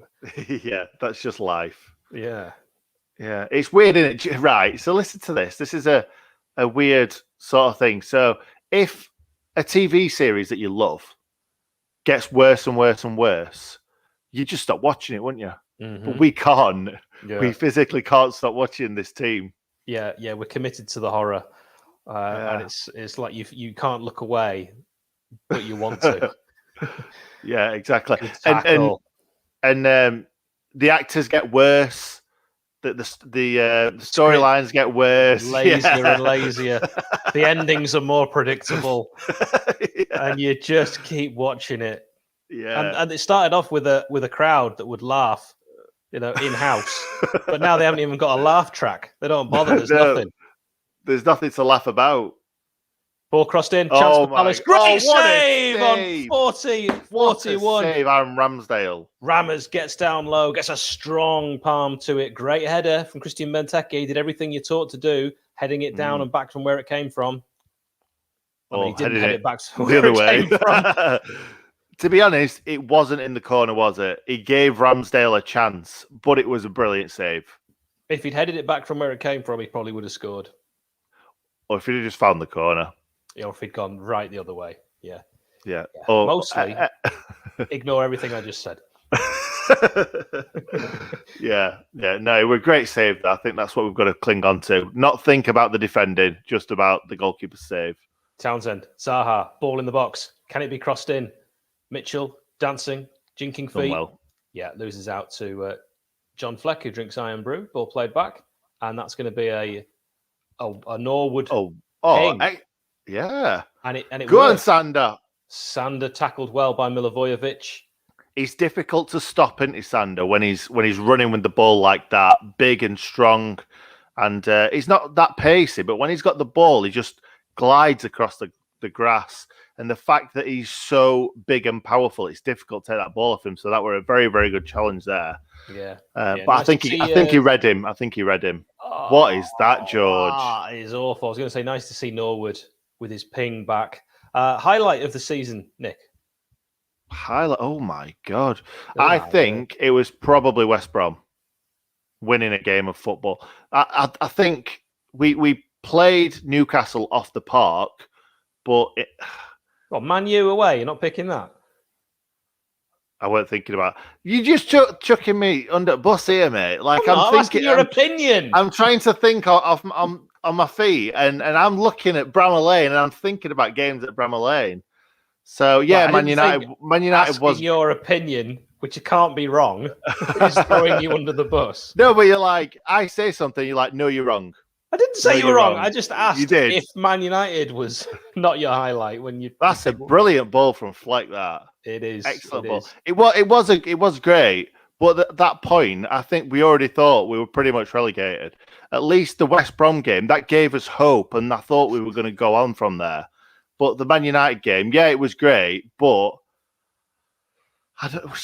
we defended well, but we got lucky, really, didn't we? I can't believe you're talking down that win at Old Trafford. Lucky. We got. How can you not think that we got lucky in that game? I never said we didn't. It was You're a arguing shock. with yourself here. I'm just watching. No, you just said You're going back on what you've just said. That was a shocking shot from Ollie Burke that took a deflection and went in. My highlight of the season would be getting invited. Was it Man United away? It was getting invited by Nick to be part of the Sheffield United way. Oh, well, I wish it didn't now. It's Palace 4-2. Left-hand side. Eze, can he beat his man? Can he get a shot away? Yes, he can, but it goes wide of Rama's post. Good play from Eze. He just looks impossible to stop, although maybe if a player tried to stop him, they could. Yeah, definitely. But I'm so glad that didn't go in, because the highlight would have been me saying I wish he'd never come on the channel and then Palace score. Yeah, that'd be lovely. Ben Shaw says work permits, as the United Kingdom decided to end free movement within the European Union. It is now extremely difficult, as the EU won't allow countries to cherry pick in employment, no matter what job it is. Very interesting, Ben. Thank you very much. We have to take your word for that. I've got to admit, I like football. I'm not actually interested in anything else, really. So I haven't really read or looked into anything to do with it, and it doesn't really affect me. So I'm fascinated that you know that, and I appreciate you sharing it with us, because I haven't done my due diligence or my even basic research into what the permutations are for Brexit. No, exactly. I'm with you, Hal. I like to watch football. That's about it, really. Let's watch our team, and hopefully next season we'll actually score some goals and win some games. Look at that. Another really poor ball. And they're away. And here's a chance for Palace. If they make it 2-0, it's game over. And that's a great jinking run. Good block. Oh, John Egan. What a tackle. Fantastic from John Egan, but that was too easy, gifting the ball away. Whenever we give the ball away to any team, they look like they're about to score. When we win it back in the midfield from an opposition giving it to us, it's very lethargic. And actually, we used to break with such pace. It's very different this season. Good block, though. Yeah, it is. Basham got sent for a paper then, though, didn't he? Easily just turned, and good job Egan was there. Corner on this left-hand side. Can it be defended? It's actually going to be headed over for a goal kick. And mercifully, only 1 minute added on of what has been a dreadful first half. There's no sugarcoating it, and we want United to win more than anyone, but this has not been a good performance. 0 shots. Nowhere near having a shot. We got the ball on the wing a couple of times and tried to put some balls into the box. But 0 shots, not even any off target, not even Didsy taking a shot from about 40 yards out. Shocking, appalling. And really, you've got to say that the strikers just aren't getting the service. We're not passing the ball around. It's just hopeful knocks forward that are getting defended really, really simply. Yeah, it's probably the most difficult Sheffield United team I've ever had to watch. And it's so sad because we've had so many wonderful days following United, and this season's it's really taken its toll. If we can get through this, Nick, the one thing I would say is, as Blades fans, we can pretty much get through anything. A global pandemic, not being able to watch our team, getting relegated in an embarrassing fashion with one of the worst records in the history of the game, scoring at the moment the worst record of goals. We need to score 4 goals before the season's over. And just boring football. There's been nothing really to cheer apart from sort of 4 moments of the season. That isn't enough. So if we can get through this, Blades, we can get through anything. We will be stronger and better for it. Yeah, definitely. Shall we bring Robert in? He's just popped into the stream. Let's go all the way to Ohio and speak to the St. Louis Cardinals' #1 fan. It is Robert, who has been enduring that first half, as have we. Robert, hello. Hello, how's it going? I just answered it to that. It's not good. I don't need that. Bad. Yeah. Man, this game has had nothing in it. I think Ramsdale has played outstanding and has kept us in this game. Unfortunate that Baldock just got a toe to the first ball, because Ramsdale would have saved that. This should be 0-0 right now, but unfortunately, it's not. Yeah, you're right. There's nothing in it in terms of there's nothing to get excited about because Palace have been the better side. I do think Palace, let's be realistic, I think on paper they actually do have 4 certainly very good attacking players. I think Milivojevic is excellent. We all know how good Gary Cahill is. They've got some good players, and their keeper's excellent. I know he slipped up against us last season, but this isn't a terrible Palace team, and we should never expect to just turn up at Bramall Lane and steamroller another Premier League side. This season has definitely taught us that. But you've got to expect a bit more effort, and that's really, Robert, what we haven't seen from our boys, and what we did see every game last season. Yep. Yeah, and it's little things. I mean, we've seen it throughout this first half. We pick up the ball, like you guys were saying. We go slow when we're trying to attack forward. A pass that just goes like 5 feet over somebody's head instead of like a foot over their head or like to their chest or something. Making the wrong decision, trying to take on 3 defenders. It's little things like that we've seen in this game and this whole season that you wouldn't have you didn't see last year. And whether it was just a cohesion thing, if it was a positive mentality kind of building on itself, I don't know what it is, but yeah, it's been very, very poor. Robert, would you give Paul Heckingbottom the job? No, and I honestly think that if we hadn't won the game right before the list of 5 was announced, I don't think he would have been on that. It honestly felt like we won a game. Wow, this is cool. Oh, and by the way, Heckingbottom's going to be on our short list. He did a little bit with playing Osborne, with having him be in a more attacking role, but that's about it. That's the only change that he really has made. And as we see today, he's just reverted right back to the regular system. And again, I like seeing Sander in the side, giving Ollie Burke a chance. Although, again, this isn't necessarily a game I would start him. I'd start him against a team like Tottenham and maybe put Rhian Brewster on a team like Palace. But he's not really given me any confidence for next season if he was to be given the job. That is a brilliant point that Robert's just made there. And we've seen all season about Ollie Burke and how good he is when he's on that break against a team like your Arsenals, like your Spurses. And you're right, Robert. He should have played against Spurs, and Brewster should have played in this game because Palace are definitely playing on the break here. They've caught us on the break multiple times. So why is Ollie Burke being used as a target man, really? Because he's not a target man. He's not good enough doing that. So it's daft, really. It's really daft. But we need to say thank you very much, Alex Marston, for $18.89. I love that. I've only just noticed that. $18.89. That is brilliant. I've got to say, when he said that highlight of the season, the Arsenal Watchalong, that's great that you say that, because Nick and I agree. If you miss the Arsenal Watchalong, you should kick yourself, I would say, from the rest of the time, because that was the best watch-along. Worst game, best watch-along. So thanks, boys. Your chat, insight, bickering, mostly that, has made an awful season bearable. I can't tell you, Alex, how much that means to us, because we have found these really difficult.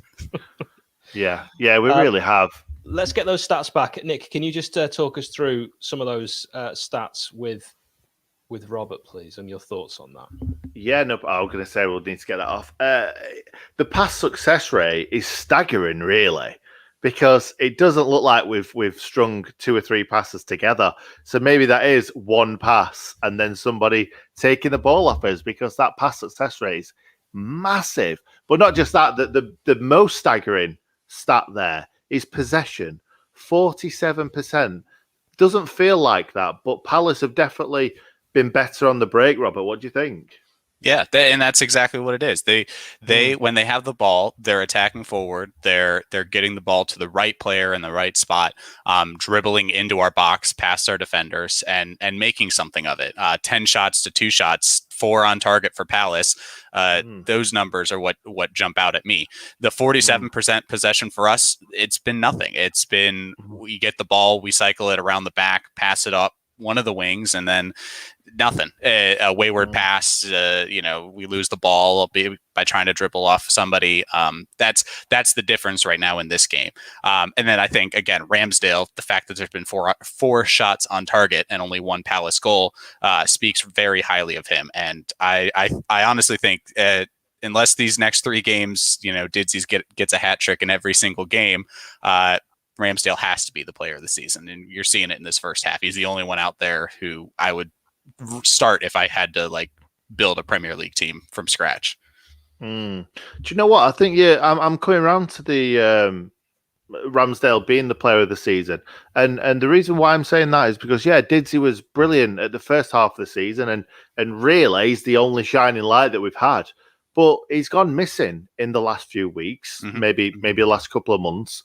So I'm here banging the drum for Didsey, saying that Ramsdale had a poor start to the season, but actually Didsey's not pulled up any trees for quite a while.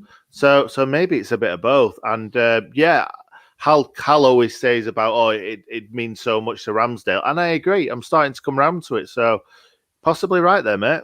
Yeah. Speaking the sense. Also, Dale Shaw saying, sick of 3-5-2. This formation is shambolic. We are woeful. I think one thing to talk about is that 3-5-2 worked for us for so long.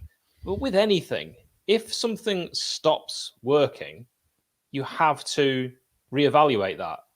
And that's in any walk of life. And just because it worked for us for so long, it's getting to the point now where it'll have not worked for us for the same amount of time. And then you've got to say, well, we can't just keep doing this because we've done it for such a long time. It doesn't make any sense doing it like that. Let's just talk about this. So us playing this way, that works well when our passing is on point. Every ball we're playing in triangles, we're creating chances that way. But really, we have no other players that can create something from nothing. And that's what happens in the Premier League. If you go through the full Premier League table, you will find at least 2 or 3 players from every club other than Sheffield United that can create something from nothing. How many of these players can you think of that can do that? I don't think any. And when was the last time we had a player like that? Would you say David Brooks? Yeah, possibly. I was going to say maybe Mark Duffy, but maybe not even Mark Duffy. David Brooks probably, he could pick the ball up, he can run with it. But that's the thing, Chris Wilder never wanted players like that because we played that excellent brand of football. But that football didn't work all this season, and it's certainly not working at the moment. So James is right, by the way. 3-5-2 only works with O'Connell. And Nick and I said at the start of the season, who's the most important player in the team? We both said Jack O'Connell. That's before we knew he was going to get injured. That's not with hindsight. That was the discussion we had about who's the player we would worry about losing the most. And I think we've been proven right. I don't think any Blades would disagree with that. We'd all have said that. Every Sheffield United fan would have said that. But it's very rare that a team's most important player is your left-sided centre-back. Yeah, absolutely. But that's just how we play, isn't it? It's weird to think that you'd never see Spurs and say, their player that they can't live without would be a defender. But I think Liverpool, you might say, Virgil van Dijk has been of similar importance to them. Yeah, Liverpool's the one that you can say that with. And again, it's they also have a unique style of play, and you've seen it this year. As soon as they lose Virgil van Dijk and they try to play the same system, they have nothing. You have your front 3 of Mo Salah, Firmino, and Sané, and they can't do anything. And is it because they lost a defender? No, it's because they're trying to do the same system with like one piece missing. And that's essentially what's happened to us minus the skill. When we don't have the skill to back it up, we can't hang on and at least put our hats on something. Yeah. So I'll be back in 1 minute, chaps. Oh, okay, no worries. No, I was thinking about the way that we play, and yes, that one piece Jack O'Connell is missing, and that's what is the problem. But Chris Wilder should have thought of a plan B, in my opinion. And a lot of fans are saying, it's only because he's gone now we're criticising him. But I've been saying this from day one. We brought in Luke Freeman as an attacking midfielder. We never played him because we weren't playing in that way. Then we loaned him out, and then that means we've got no attacking midfielders. You could say that Callum Robinson was in that sort of ilk where he was like kind of a sort of attacking midfielder, sort of winger. If we'd have kept Callum Robinson, I wasn't a Callum Robinson fan myself, but he could have played as a winger. That could have been something else that we could have done. But we proper pigeonholed ourselves into being like, we need to play this system. And if it doesn't work, then we just throw on a load of strikers and hope that it works. We never had a plan B with Wilder, and that was the problem. And it's not Heckingbottom's fault that he's been dealt this hand. Somebody said to me on Facebook the other day, they said that that midfield. Oh, it was on one of the posts. That midfield has got no pace in it. It's like, well, you can't magic people from thin air. We don't have any pace other than Mousse and Ollie Burke. We don't have any pace in our side. So what? You can't put in players that you don't own. Right. And it's not like Heckingbottom's come on during a transfer window. He can't go out and say, okay, I want this player, and this player. He can't do that. He's got the players he's been dealt. And honestly, you look at some of the signings since we've been in the Premier League as far as defenders, because we've kept our back three. If we no injuries, we keep the same back three: O'Connell, Egan, Basham. But the people we brought in, Jack Robinson, who I don't think a mid-table championship level player, bringing them up to the Premier League is going to be a good backup option. Keane Bryan, who's been with the club for a while but never had a chance, and when he's given his chance this year, he's actually taken it, and I thought he's been playing very well. And then Ethan Ampadu, who's another player at a Premier League club who hasn't ever played, or maybe one appearance for that Premier League club. Those are the backup options that Wilder went with.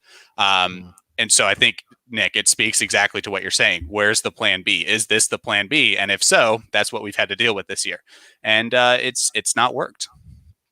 No, it's not worked at all. And do you know what? I've said this quite a few times. How many times have we watched Sheffield United this season and thought, or just before we started watching, and thought, I'm really looking forward to this game. I'm really looking forward to seeing this player play. Like last season, I was looking forward to watching the team because they played so well as a team.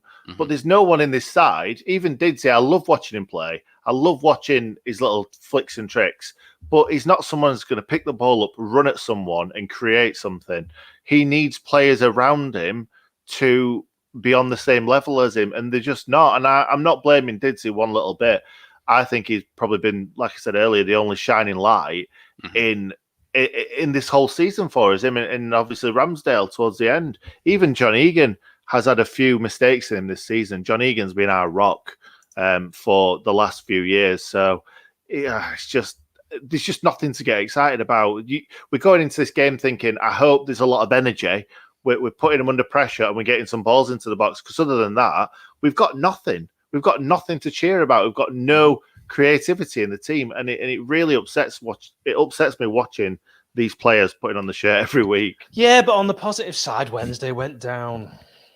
That is true. I like your shirt as well, Hal. Have you just changed that? Yeah, we need some luck, don't we? We need to switch it over. Right, second half has kicked off. Robert, we will thank you so much again for joining us and wish you all the best back in Ohio. And good luck to those St. Louis Cardinals. They've really kick-started their season and are looking good. Go Mariners, go Brewers. It's all happening. Can I just say goodbye-o?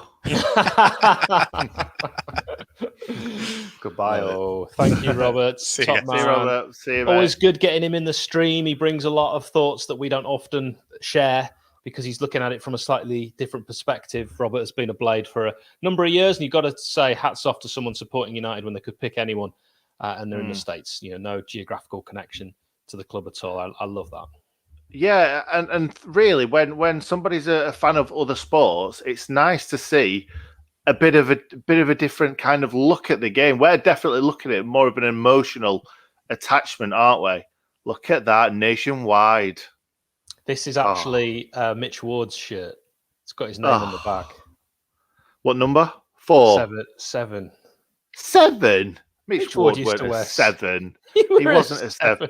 He wasn't a right winger. He wasn't a flying right winger. He played right back, right midfield, centre mid. He could play anywhere. Yeah. He's the Aussie. Put in the comments, when you think of Mitch Ward, what position do you think of? I think a right back.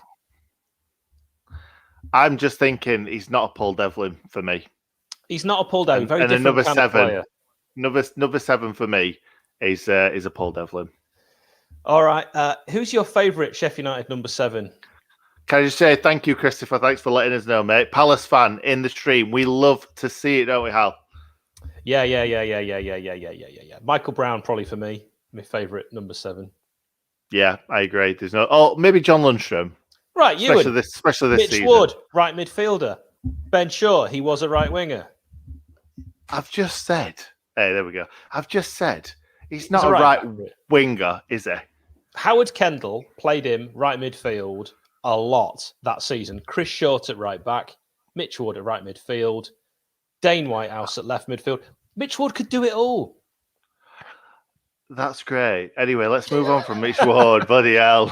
Oh, it's a good back heel. Here's a chance. Sander Berger into the box. 47 minutes 30. Get that cross in. He took a bit too long over it. He dallied. And for me, that's a goal kick.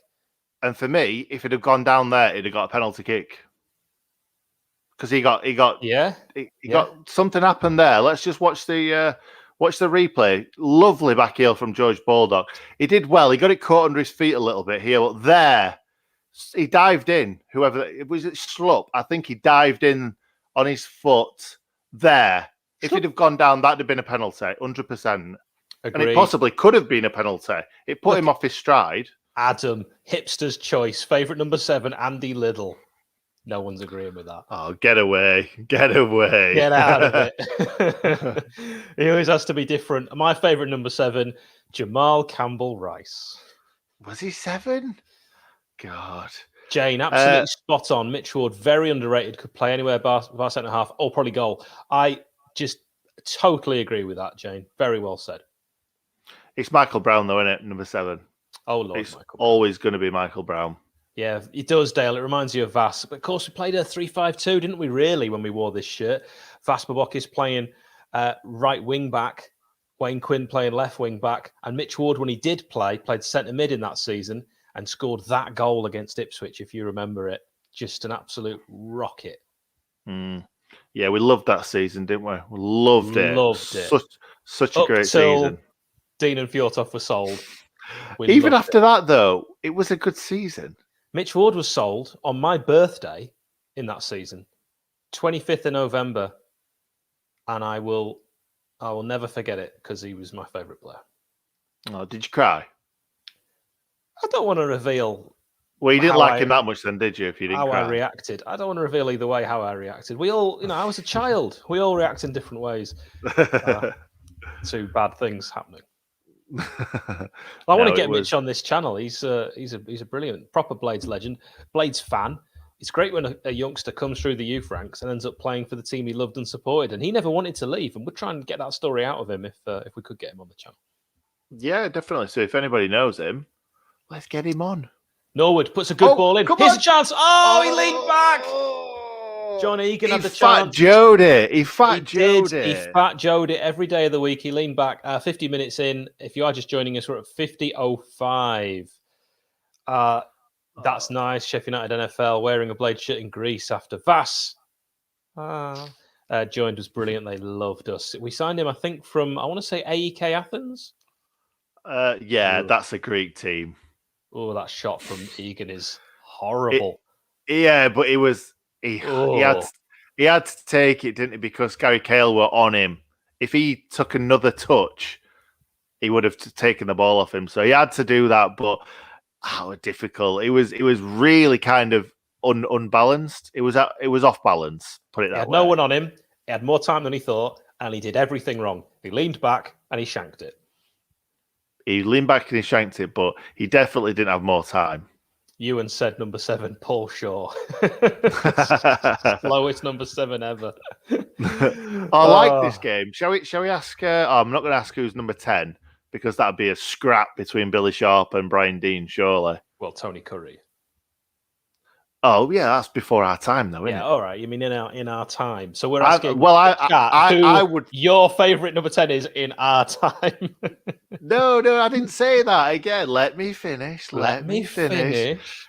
I'm just saying, number 10 for most people in this lifetime probably wouldn't be Tony Curry. He's still alive. How long's a lifetime? I'm saying playing football, wearing the number 10. You're difficult today, you were so difficult. Tony Curry in this lifetime. I don't even know what that means. Did you ever see him play? No, of Exactly. course not. He's still alive, though, isn't he? I'm not saying that he's not great alive. Chance for the Blades. Hits the post, and that's going to be a corner. Do you know what? This game's difficult to watch. And this is difficult to endure. Jesus. All right, who's your favourite number 10 in this lifetime? He kept that in. He did really well. He did. I thought he'd taken that out, to be honest. Sheffield United NFL with my comment of the game. That's your Manscaped comment of the game. Corner comes in on the left-hand side. Oh my God! I don't get how you can look at it that way. In this lifetime means in what? I can't even be bothered. Can't even be bothered. Oh God! Right. I think if you've got a favourite number 10, please do. I can't believe you said Tony Curry. Well, it's because my parents have got Tony Curry shirts with 10 on the back. Are your parents you? No, and they will tell me how great he was, and of course. But did you see him play? I have only seen clips on the internet of him play. Alex Sabella, of course, Sheffield United number 10, the Argentinian Messi in his day, says Michael. Of course, played for Leeds as well. Alex. James Croft. Yep, scored more goals than all our current strikers put together. Yeah, that says a lot. So, yeah, I think Curry for 10. Do you think?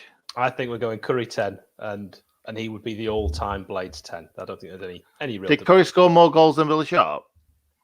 See, that's a good question, because, of course, he wasn't a striker, so probably not. Jesus. That just peaked massively in my ears then, yeah. I don't know why. I got excited. And that's a header over from Christian Benteke. He wants a corner. I think that would be a goal kick, surely. Did it take maybe a little nick? I think it came off Benteke, didn't it? Oh, no, I think it came off Bash. Yeah, Bash, so that'd be a corner. But yeah, ball comes in. Bash does really well, and it flicks off. I think Bash actually headed that. I don't know. It doesn't really matter anyway. It's a corner to Palace. 54-15. If you are just joining us, it's Sheffield United 0, Crystal Palace 1 on the left-hand side. Andros Townsend will take it. Well done, Rammers, but then he spills it and then does really well second time to get a punch away, and the referee will blow for a foul because keepers are overprotected.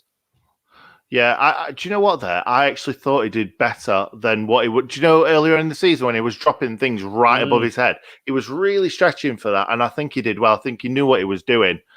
I didn't think he didn't expect to catch it. He just parried it, and then he's like, right, push that away. Before, he was like dropping it and then just sprawling to try and stop it. It's a great point. You're right. It's a shame, really, that he didn't keep hold of that because he could have fallen. I think that's a foul. Yeah, I think that's it is. A foul. You can keep hold of the ball while you fall. That's just a matter of being brave. Yeah, but do you think if somebody drops it in the air whilst they're being fouled, or get foul and then drops it when he falls to the ground, I think he's got more chance of winning the free kick as he's grabbing it. Because if you fall and the ball kind of slips out of your hand, that could look more like you've dropped it rather than being fouled. Agreed. That's a great ball to the wing. Come on, Baldock. Good ball. A good ball. Oh, it just weren't good enough. And that's a what foul. We're doing here? It's a foul by Basham. Oh, what a missed opportunity. I don't think the Blades could have actually done worse in that scenario if they tried. What an awful opportunity. Yeah, it was a poor ball by George. He got into such a great position down that wing. He even looked up, and that's passing it to Eze. He looked up, and he found Eze with a perfect pass. That's a really poor pass. Who won the ball there? Did Bash win it? I'm not sure. Thought Bash stood on his foot, to be honest. Did you? It's probably the right decision. We're seeing Ben Osborne highlighted on the bench. No idea why Paul Heckingbottom dropped him. It's the biggest mistake Heckingbottom's made this season, is dropping the most in form. And also the player that, if you're a manager, you want your Ben Osbornes out there to be running around and kind of showing the others, look, we're still in this. There's still something to be fighting for, even though we're already down. Because Ben Osborne is that exact player. He epitomises that. He really, really does go for it. He's a Duracell bunny every single game. Yeah, he is. And do you know what? Dids has had a shocker of a game today. Everything's just bouncing off him, left, right, and centre. He's not looked like Didsy at all. And him and Burke, it's not a frightening front line in terms of goals. I know Didzy's our top scorer this season, but he is more of a creative player, and Burke is not a striker. No, definitely not. Imagine watching this game and last season's game at home against Palace side by side. Mirror, I mean, completely different. Last season against Palace, we had 15 shots on goal. Palace managed. What is Palace George doing in that game? As many shots in the entire 90 minutes as they had in the first half. And here's a chance for Benteke on his right, gets a shot away. Oh, it's the post. Hits the post. Does it? Did he save it? Did he get a little touch on it? Ramsdale was just celebrating like he'd saved it, but it definitely looked like it hit the post from here. Adam says, what it's is that Fleck bad. doing? Get Lundstrom on. It's not that bad. Get Daniel Jebison on. What have we got to lose from giving the young Canadian a chance? Oh, God, yeah. Let's get him on now. Did he get a little touch onto the post? Well, I think he did. Oh. It's hard to see because the replays are just slightly off, but I think he might have done. I think they've given it. Yeah, it's a corner. Apparently, Ramsdale was celebrating like he made the save. Yeah, it's slow, isn't it, from the blades? It's not like it was last season. That's what he should do. Rammers. Brilliant, That's Rammers. what we love to see. Comes out, confidently claims it, and says, "This is my ball." You just absolutely love to see it. The only way this game could get worse is to bring John Lundstrom on. Yeah, or League One Wes. That'd be odd, wouldn't it? It's going to be Osborne. Of course, League One Wes, a player that was famously substituted by Paolo Di Canio when Di Canio was manager of Swindon after conceding goals without an injury. Yeah, that was the League One Wes moment, wasn't it? That was the League One Wes moment. Yeah, I think that was a half. Yeah, when if anyone wants to know why we call him League One Wes, is because in that game when he had a shocker, Paolo Di Canio called him League One Wes because he was League One standard. He wasn't any better. Right. And now he's on the bench for us in the Premier League. What does that say? We have a new subscriber, Nick, which is just fantastic. Let's get that up. What's really in vaccines? Health Ranger Mike Adams. What's really in the vaccine? The cure. I'm a subscriber. Excellent. Thank you very much. Really appreciate it. The way they should advertise the vaccine is from the people who cured polio. From the people who got rid of the flu. Here's another one. Take it. You'll be fine. Right. That's that. We'll never speak of it again. 59-25. Yeah, we've a goal up. We've gone to 12,404. So we have gained around 20 odd today, which is quite nice. Excellent. How odd they are, we will find out when they comment. Do also hit like if you haven't yet, so we could try and beat the algorithm. Don't let the robot win. No. Chris Basham's. Chris Basham's done well there. Yeah, he's got a free kick. Wins the free kick. Come on, I've been vaccinated against this season. I love that from Adam. I haven't had a single vaccine yet. My wife's had both. Wow. I know, and she's younger than me as well. I don't know what's going on there. They've just missed me off. Yeah, well, you don't deserve it. I don't know why. I don't know either. No, as soon as I get out. Come on, Dids. I'll get it. Didsy played through. Oh, lovely football. Oh, was he fouled?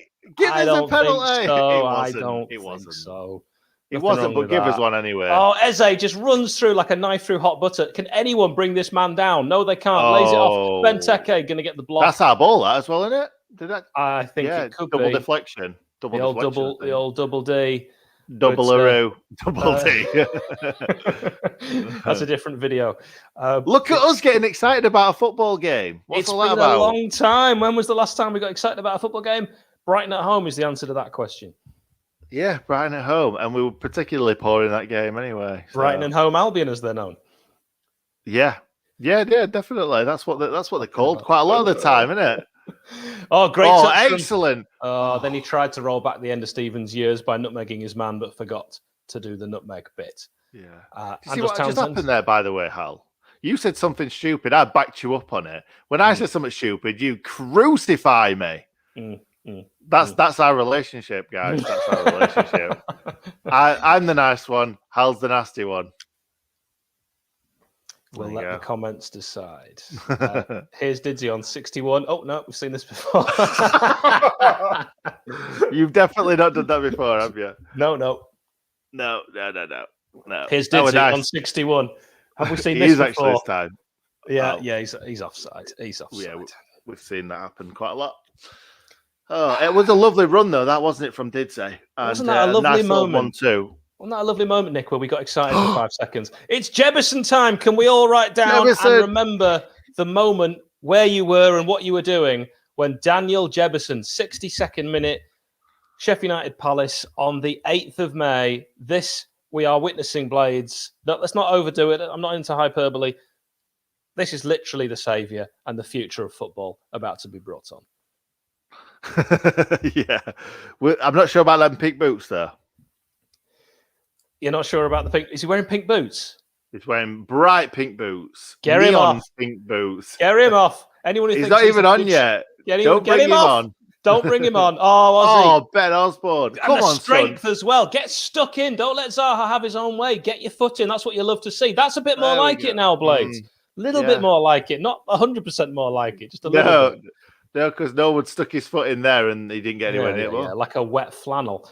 Eze tries to play the ball forward. Benteke gives him a look. As if you can do that, Christian. I mean, he's been brilliant. Right, we need a song for Jebison, don't we?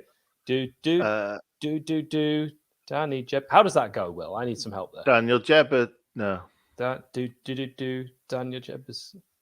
Daniel What is that Jebison. song? Danny Daniel Jebison. Daniel Jebison. Is it Danny or Daniel? His name's Daniel, so we'll stick with Daniel. Good stuff, Will. Good stuff. Well, here's a chance. Eze on the edge. Can he get a shot away? He's going to turn back into trouble. Get the foot in, boys. Do not let this man have the run of the pitch, which he's had twice against the Blades this season. We did the double over Palace last season, and this season they're going to do the double over us. Yeah, maybe. They are. Maybe. They will. Jebison, hat-trick, incoming. Mitchell Get down chasing. Rammers. Well done, Rammers. Well done. Yeah. Could you imagine him come on and do a Che Adams? Oh, you'd love to see him on, do a Che Adams, do a thick interview, leave and slag the team off. Yeah, okay. Do you remember Che Adams scoring that? It's going to shout out Richard, who actually he gives the vaccine. So he's brilliant. He's saving lives. Top man. Jebison's on. It to Hal yet? Why aren't you giving it to you yet? Please give me the vaccine. I don't care which one it is. I'm not worried about blood clots because I'm not a moron. Just give it to him. Hal wants it, so give it to him. He's desperate for it. Just give it him. I'm just not fussed. You know what? If I get the vaccine, brilliant. If I have to wait a bit longer, it's fine. I'm very relaxed about everything. Have you had it? Have you had COVID? Of course, I haven't had COVID. I'm a machine, mate. I'm a machine. Yeah. Take care of myself. Throw in. Benny Osborne, 65th minute. Sheffield United 0, Palace 1. We're playing a bit better now. We've come into this game a bit more. The fact Jebison's on has excited me. You lads singing out of sync. Yes! It's hard in unison with 30,000. We can't do it with 2. No. Crossed in. Oh, it's not bad. Jebison putting himself about. Hasn't had a touch yet, but he's already looked like the best player on the pitch. Osborne. Oh, it's a corner ball. Oh, Blades. More like it. This is more like it. Let's get some tackles flying in there. Let's just show a bit of passion. That's what we want to see. It's all about passion. Choo choo Basham. Choo choo Basham, from quarter pounders to launching counters. He's all about passion. Basham's going to score right now. Just you watch. 66th minute. Clip this. Basham header, far post. Basham!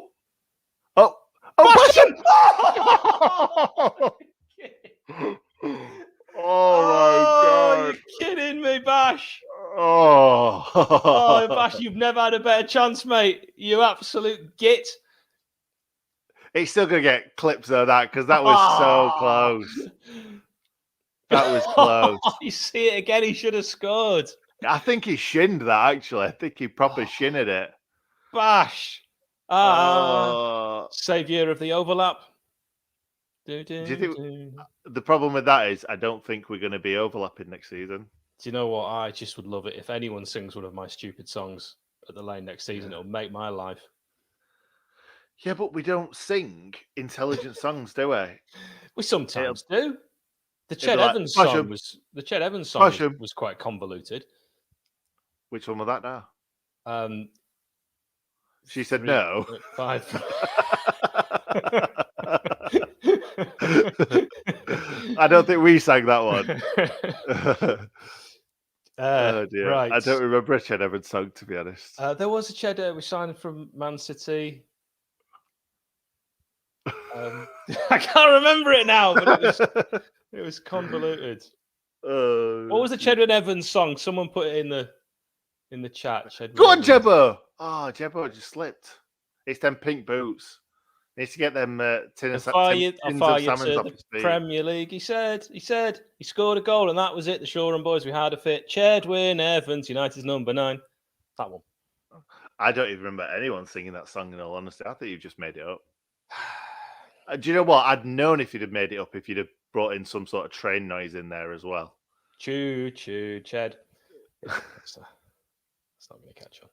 No. Anyway, let's never speak of Ched Evans ever again. That was funny, though.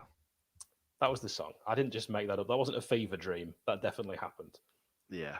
Do you know what, though? We've actually enjoyed a little bit of possession and had a couple of shots, which is quite nice to see. It's the JT Hammer Heckin' Bum mega mix that they would have done at half time. They wouldn't have said any words. They'd have just played a CD and they'd have said, lads, these are the songs that make me think of you.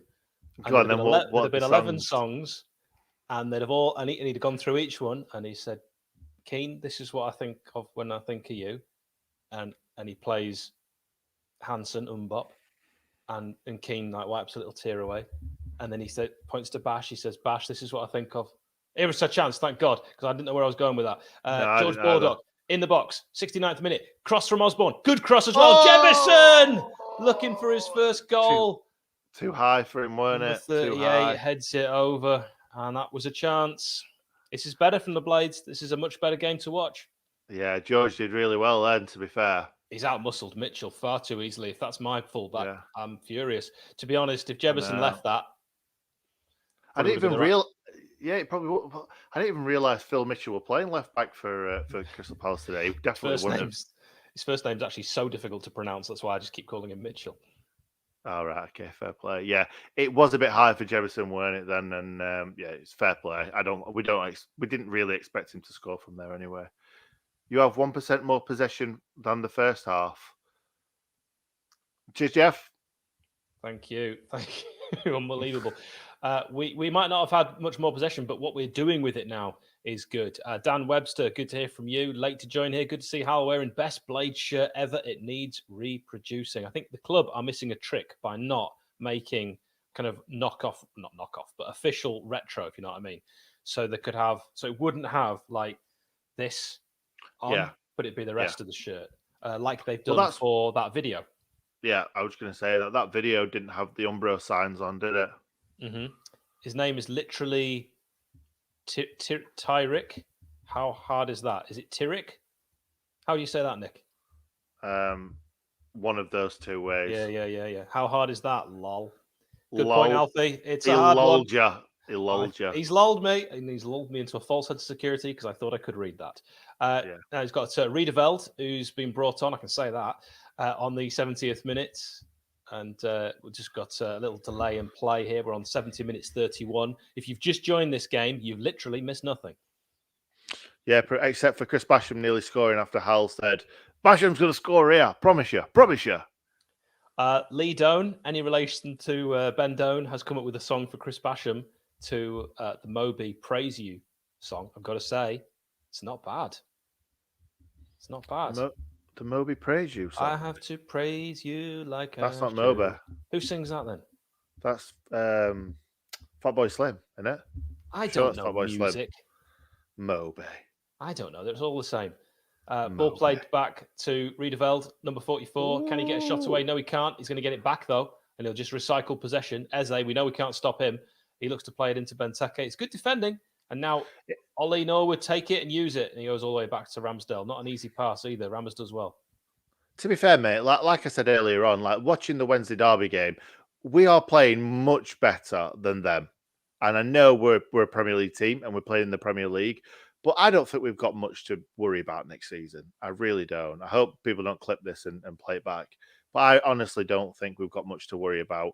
I'm not saying that we're definitely going to get promoted the first season, but all these people saying, "Oh, we're going to do a Sunderland," there's no chance. There's no chance whatsoever. We've got a lot of players that want to die for this shirt, and I think they're going to do that next season, and I think we're going to do well. To die to get 3 points. Yeah. Which would be a very short-term way of looking at football. Come on, Jebbo. Yeah, I think he just got knocked about a bit there. Yeah, he's a young lad, isn't he? He is. Nick speaking facts. It's 72 minutes 16. Sheffield United have had a few more opportunities, but really this game arguably was all over in the first minute. Yeah. Look at us. Getting on top straight away. It's not bad. But we've got it. Get in the box, Jebby, son. Oh, what is that? Crossing from Baldock is appalling. Freeman was a better crosser, wasn't he? He wasn't better really in any other department, but he was better going forward than Gorgeous George. He was very good at knowing when to get himself in the box as well. He was good at timing his runs, Freeman was. Yeah, better than Ched Evans anyway. I thought we moved on from Ched Evans. 73rd minute, ball clipped over the top, and that's going to be left by Basham, who should have scored at that far post. It would have been an Egan-esque goal. All right, I weren't going to bring it up, but it definitely wasn't far post. It was definitely near post. All right, and it wasn't a header either. But you know what? It's hard to predict things that haven't happened. That is true. That's why people should not bet on anything. Oh, don't get me started on betting. Right, ball played wide to Benteke. I've had a nightmare week. Not by putting bets on either. Don't worry. Someone hacked my account. It's a long story. Crossed in, chance, wide. Oh, it's a good effort that, though. Covered. Do you know what I was going to say earlier about Andros Townsend? I remember him playing for some League One side against us, obviously in League One. He went on loan from Spurs, and he was appalling. And I was like, this guy is shocking. Who is he? Let's have a look at him.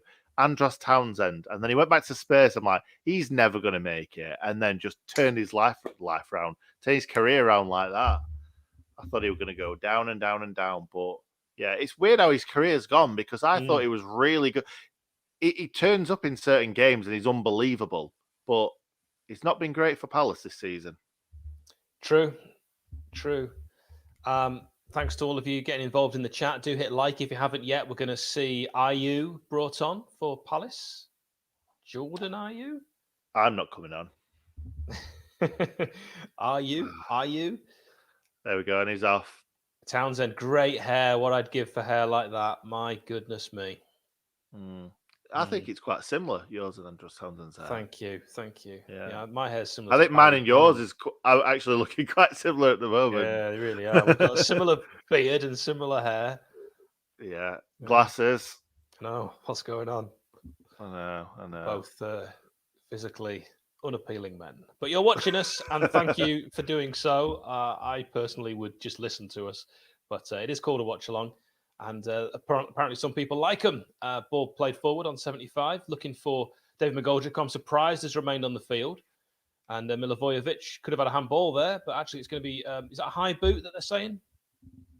Oh, for God's sake, get on with it. Can't be bothered. Oh, it's banging ground. I hate that. There's no reason why anyone needs to bang the ground ever. Because if you're hurt, you wouldn't be banging the ground. That wouldn't help the situation in any way. No. Or rolling around because that just gets you more injured, doesn't it? Yeah. I never rolled around. When I broke my arm, I didn't roll around. I lay there and surveyed the bone sticking out of my arm and went, you know what, I probably need to go to the hospital. I didn't bang the ground to try and push the bone back in. No. It's a silly thing to do. It really is. And they've got on with it. Thank God for that. Hello. Look at the difference. Do you know what? Questions have got to be asked. I don't think questions need to be asked. I think we know. Tell you what, whoever he's been to see, give me their number. Because they've done a hell of a job. That's like they've literally planted grass. I know, it's brilliant, isn't it? And that beard as well. It looks like Miracle from Grow that beard as well. Look where his beard starts. It starts does look like under his eye. He looks like Team Wolf, and he's had Miracle Grow because that is impressive. It looks like a different human. It does, and his beard looks bigger. His beard looks thicker as well. Yep. thick beard. It's all happening. Here's a chance for Palace. Ball crossed in. Shot. Should be there a we go. goal, and it Oh! takes the block off Stevens. Don't know how much he knew about it. No, for a second I thought it had taken the block off Benteke because Might that's have he done. put his hands to his head like that, but it was given to them, so I'm sure it was Stevens. Yep. Good football, though. Yeah, big game after this. Manchester City against Chelsea. I won't be watching that because I don't care about football anymore. No, I know. It was Stevens. It's a good block, that. But I thought that was all over there. Oh, Stevens grabbed him a little bit. That's a good block. But, I think Ramos could have got across to that. You know, John, how pets, sometimes owners start to look like their pets. I think that's similar to what's happening with Nick and I. Are you trying to say I'm your pet? No. Headed up, nowhere. And if the Blades leave that, it's going to go out, but they don't. Milivojevic does well to keep it alive, and then it's clear. Go on, did. Get something on this. Lovely Jebbo. Go on, Benny Osborne. Oh, no. You know it's going to be a good pass when it's Benny Osborne. Look at Jebbo go! Go on, Jebbo! Poor pass from McGoldrick. Could you imagine if that had just landed to his feet, lobbed the keeper? The seats go wild. He'd have half volleyed it. He wouldn't have lobbed it. He'd have half volleyed it straight into the top corner. Oh, don't you start with this. Back post, header, overhead kick. Here's Wolverine. / Team Here he Wolf. is. Yeah, homeless Wolverine. Love that. What about Barry Bannon's hair, by the way? Oh, it doesn't look good in the rain, does it? He needs to get on the blower quick. It's Townsend's guy. Well, no, he's already had one. Has he had one? Him and Stephen Fletcher both. He needs to get on the phone quick to his guy. Money back, please. Yeah, exactly. Horrific. Did literally all they do, just colour it in, and then as soon as it rains, it just runs. Yeah, probably. Do you know, you can get these like wig ones that are like Wigwams. Wigwams, yeah. You can get these wigs where they just cut them every now and then, and they look exactly like.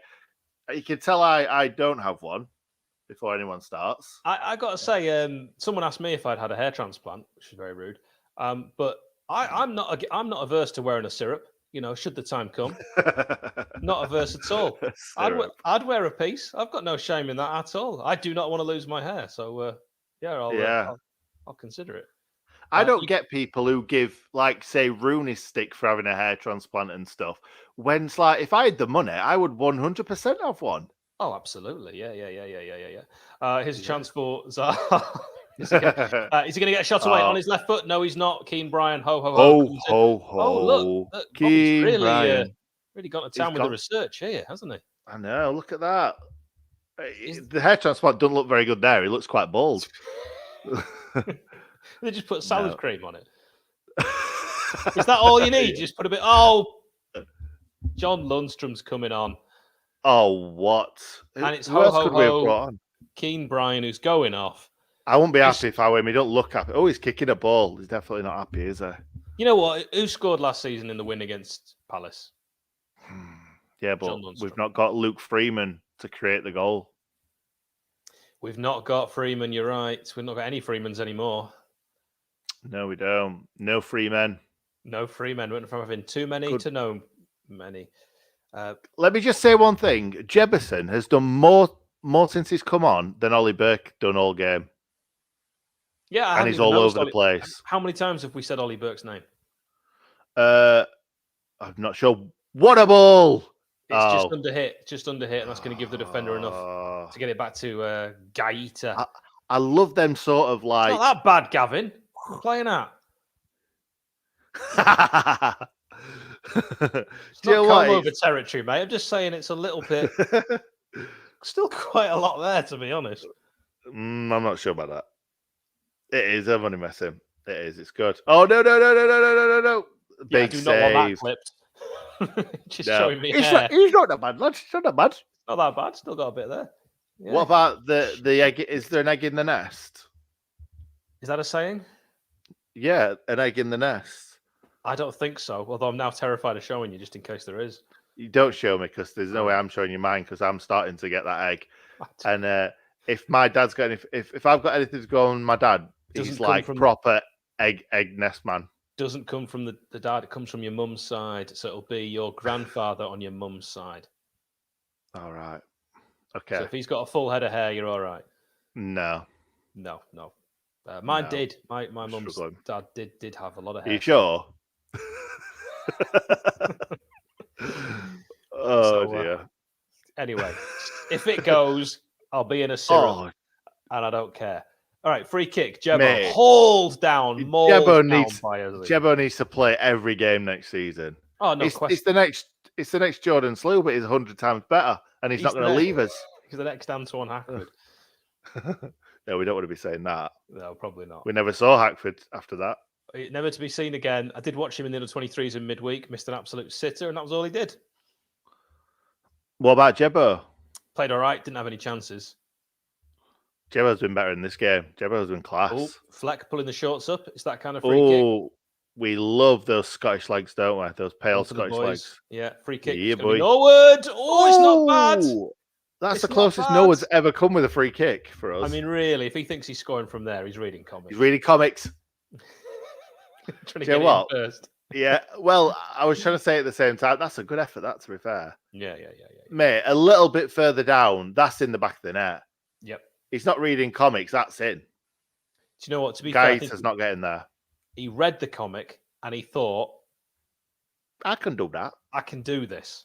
And then he's gone away and he's got the colouring pens and he's got his drawing equipment and he's got one of those desks that you draw on. And he's got a desk lamp and he's got a little quill and some ink.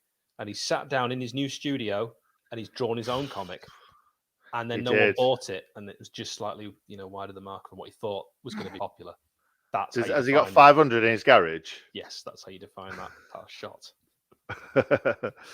Norwood, more like Paulwood. Yeah, more like Borwood. More like Borwood.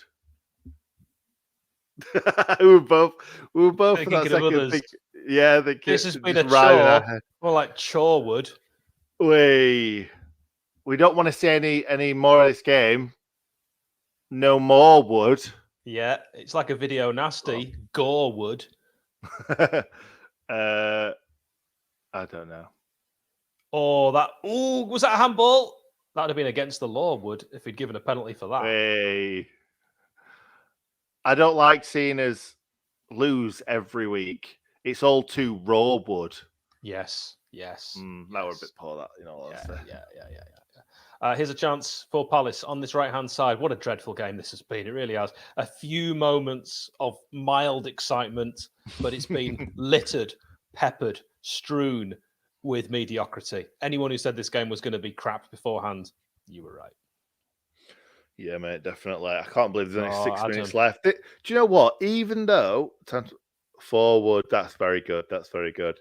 Even though this game's been shocking, I don't feel like it's dragged, and that's just because we're just chatting nonsense. I'd rather have hair like Roy Hodgson. If I've got as much hair by the age of Roy, I'll be very, very happy, man. He's done well, hasn't he? He looks like a little owl, and I'm quite content with looking the same at his age. Absolutely. And that's an easy catch for Rammers there. Ball into the box, header straight into his hands. Was that Gary Cahill? No, I think it was right back. I've forgotten his name. Joel Ward. I thought it was Cahill, but you might be right.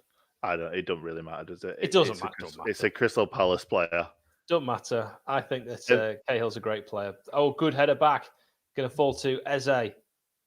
Plays it into the box. Benteke, great layoff. Oh, well done, Norwood. Is it Fleck? Or is it Norwood? It's Fleck. Well done, Fleck. I thought we were a bit rotund for Norwood then when I said that. Rotund. Mrs. Fleck, if you're watching, please. We love Johnny Fleck. Do we reckon that Johnny Fleck is going to be the Johnny Fleck of old when we go down to the Championship? Yeah. Definitely. We'll keep hold of him, won't we? If it wasn't for a fax machine, he'd have been the Johnny Fleck of older. We'd have had him for ages. We didn't want him then. He only got better as he got older. Like a fine wine. Yes, like a fine Scottish whiskey. Like a fine Scottish iron brew. Snorwood, that's good, Ian. Why didn't we think of that? Oh, damn it. Oh, you're all better than us. Well done, Norwood. Well done, Sunshine. It's dragged, doesn't it? Oh, well done. Well done. The sun's come out. The first game in the sun of the season. Yeah. Lundstrom, what is he doing? Loses it. Puts it into a difficult position, a bit of a hospital pass. Yeah, technically didn't lose it. Bash gone down. Yep, let's get it moving. Well done, Georgie. Love George Baldock. Always gives 100%. His crossing's been crap today. Really bad. I know it has, but I just can't seem to give grief to someone who gives so much effort. Same with Ozzy. Same with all the players that put in that effort. I love it. That's a great ball. Come on, Georgie. Oh, it's a trickler. It's a Tommy trickler when it needed to be. Eze. Could you imagine if we had Eze? Oh, I'd love Eze. Look at him go, striding through. Will he get a shot away on his right foot? He does. It takes a deflection. Oh my God! He's done us twice this season. Thrice, you could say. 2 deflections, though. We've been done by 2 deflections. Oh, Jesus Christ. David Morwood. Of course, Morwood. That's another one. Good. Morwood, I like that. Awful. 87-46. If you want to keep up with us, this game over. Get a goal 2 minutes from time, a goal 2 minutes from the start. He's literally ran from his own half again, like in the first game. That's a massive deflection. That'll 2 goals today where deflections have been key. Just look how much this deflected, though. Just watch it. He does really well to just run past everyone, but watch how. It's literally that might have been going wide. That might have been going wide. That post. Find a way to blame John Lundstrom for that goal. He was nowhere to be seen. Probably stopped running. Was it Lundstrom at the start of that? I'm not sure. Could have been. I thought it was. So I'm blaming Lunny. Yeah. I also think that he was wearing a John Fleck suit as well. That's who he came off. So it's probably Lundstrom's fault. Eze, what a player. I saw him for QPR against Bristol City a few seasons ago when I got a corporate ticket in a box with the sponsors. And he was really good. He impressed me quite a lot there. It was no big deal. Lovely. That's what we like to see. Come on, George. Can't cross again. But mate, that's a difficult one when you've got 2 men around you. It's all too easy. And I'd like to see Jebison score. Just even if we lose 2-1, just because it'll mean a lot to him, give him that kind of confidence. But everyone in the chat seems to be blaming Lundstrom for that goal. So there we go. Yeah. Thomas is saying he's loving Jebbo, which I love that. We do love Jebbo. We're big fans of Jebbo now, aren't we, Hal? Good play, Norwood. Yes, we are. Good play, Osborne, from that Norwood corner. Here is Norwood on his left. It looks weak. It looks like he doesn't actually know how to use that left for that. Yeah, he was. Fleck. Good ball from Flecky. Come on now. Get it. That front post, Jebbo. That was the opportunity there for Didzy to cross it first time, I thought. I know, he's had a poor game today, Didzy. He's his worst game of the season. Yeah, he made a run then, Jebbo, didn't he? And Didzy didn't play him in. You know what? Maybe this is good long term. Just bear with me here. Imagine we'd won this game. We'd obviously have beaten Brighton. Paul Eckenbottom would have been in a strong position to get the job. And long term, I don't think we don't want that.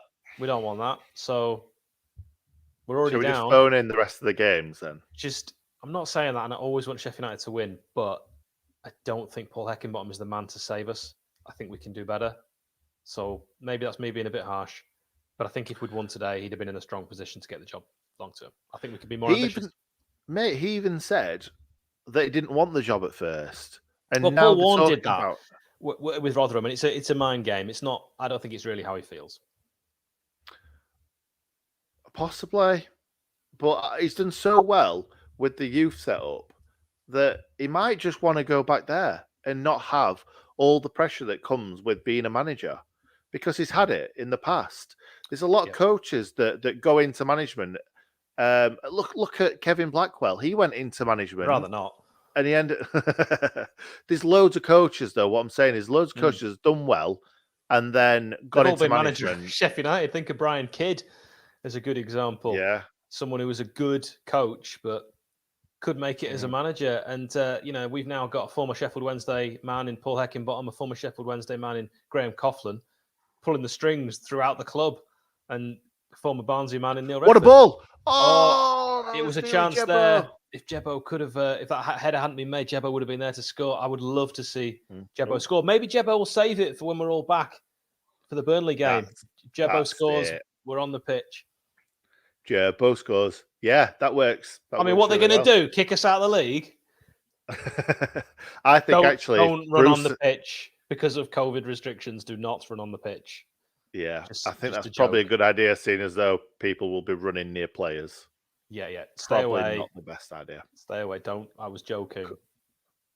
Do you know what? Every time Jebbo's got the ball, he's away again. Come on, Jebs. Lovely handball from Jebbo. Lovely handball. He plays with any part of his body that he likes because that's our Jebbo.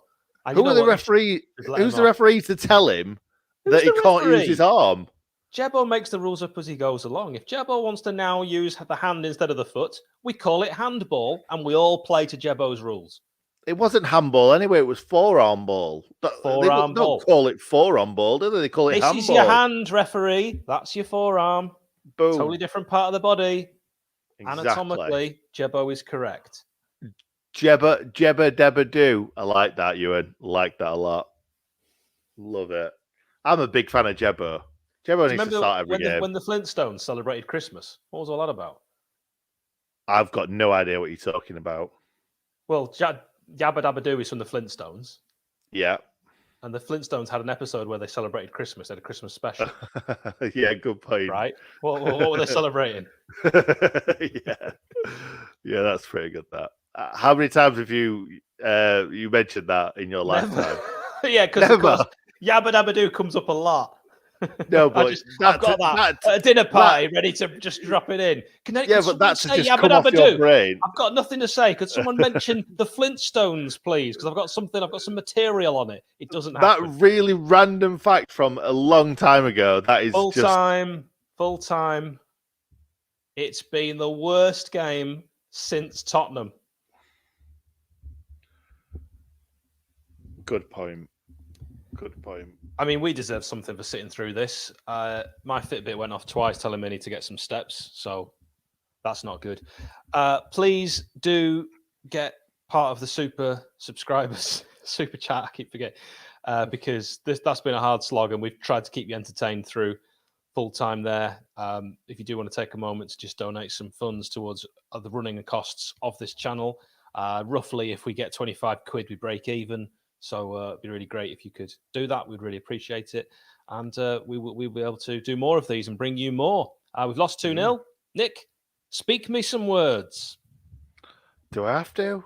Nope. Do you really want to talk about that game? I've got to talk about it for another 20 minutes after this, which I'm not looking forward to. What have we got to shout about in this game? So Jebbo coming on, and he actually played quite well. No disrespect to Hackford, but I think the only thing that he had was one shot. And actually, I think we've seen more from Jebbo here, with him putting himself about every time the ball came to him, controlled it well, got things going, and really, really put himself about. And that he's someone that I want to see week in, week out. Hackford made his debut against Palace. Against Crystal Palace. Yeah, good point. Jebison, his debut against Palace, which I think tells us that our coaching staff don't take Palace seriously. Well, they need to, don't they? They've beaten us twice this season. Well, we beat them twice last season. We're even. We're not even with a lot of other teams. So how many times, I wonder, we need Adam for this. How many teams have done the double overs this season up to now? It's got to be a lot. And that's an embarrassment. Antoine Hackford is good. Hot take from Little Aqua. Jefferson he did look exciting. Pob, you're not wrong there. I love how Sky have been like, right, let's move on from that game and never speak about it again. Here's a game that should be better. I don't blame him. No, I don't blame them either. What else happened in that game for us to shout about? Basham shot. Egan had a wild shot over the bar. Anything else? No. Shot on target, maybe? Yeah, maybe. Did we have one? No, I can't really remember anything. No. Isn't that awful? Isn't that awful? Yeah. I'll do my little bit of housekeeping, Nick, because I haven't done this yet. You can listen to our videos on your journey to work safely and legally. Simply use Bluetooth audio in the media option. Press play on the video before you set off. place your phone somewhere where you can't see it, and you can legally listen to YouTube videos through your stereo without being distracted whilst driving. If you want to be even safer than that, you can get the videos as podcasts, download them from YouTube, and convert them to MP3s. If you want to do this, it's really easy. Google 4K video downloader. That will sort you out. Again, perfectly legal. Not illegal, is it, Hal? Definitely not illegal. It's not illegal. It's not illegal.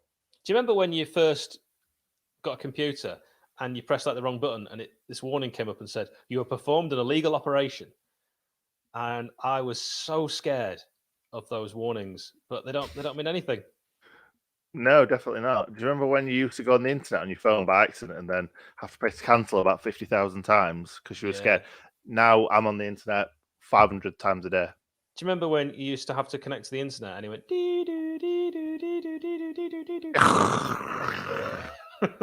and you could see it all. Back and forth. Yeah. Great times. We're only carrying on in case there's any super chats. If there's not going to be, we'll go. Yeah, I need to do the reaction, don't I? Oh yeah. God. What do I say about this game? Do you want to spit me some facts about this game, Hal? And anyone in the comments? Do you want to give me a chance? I would say Simon Sultana. Yes, Simon. Because legend. I so love Lundstrom. Yeah. So do we. We've spoken about him a lot on this channel, and I love for Lundstrom. If you want to see what I think of Lundstrom, I did a video. I've popped it on my Twitter at JNCPod. If you would like to see my thoughts on John Lundstrom.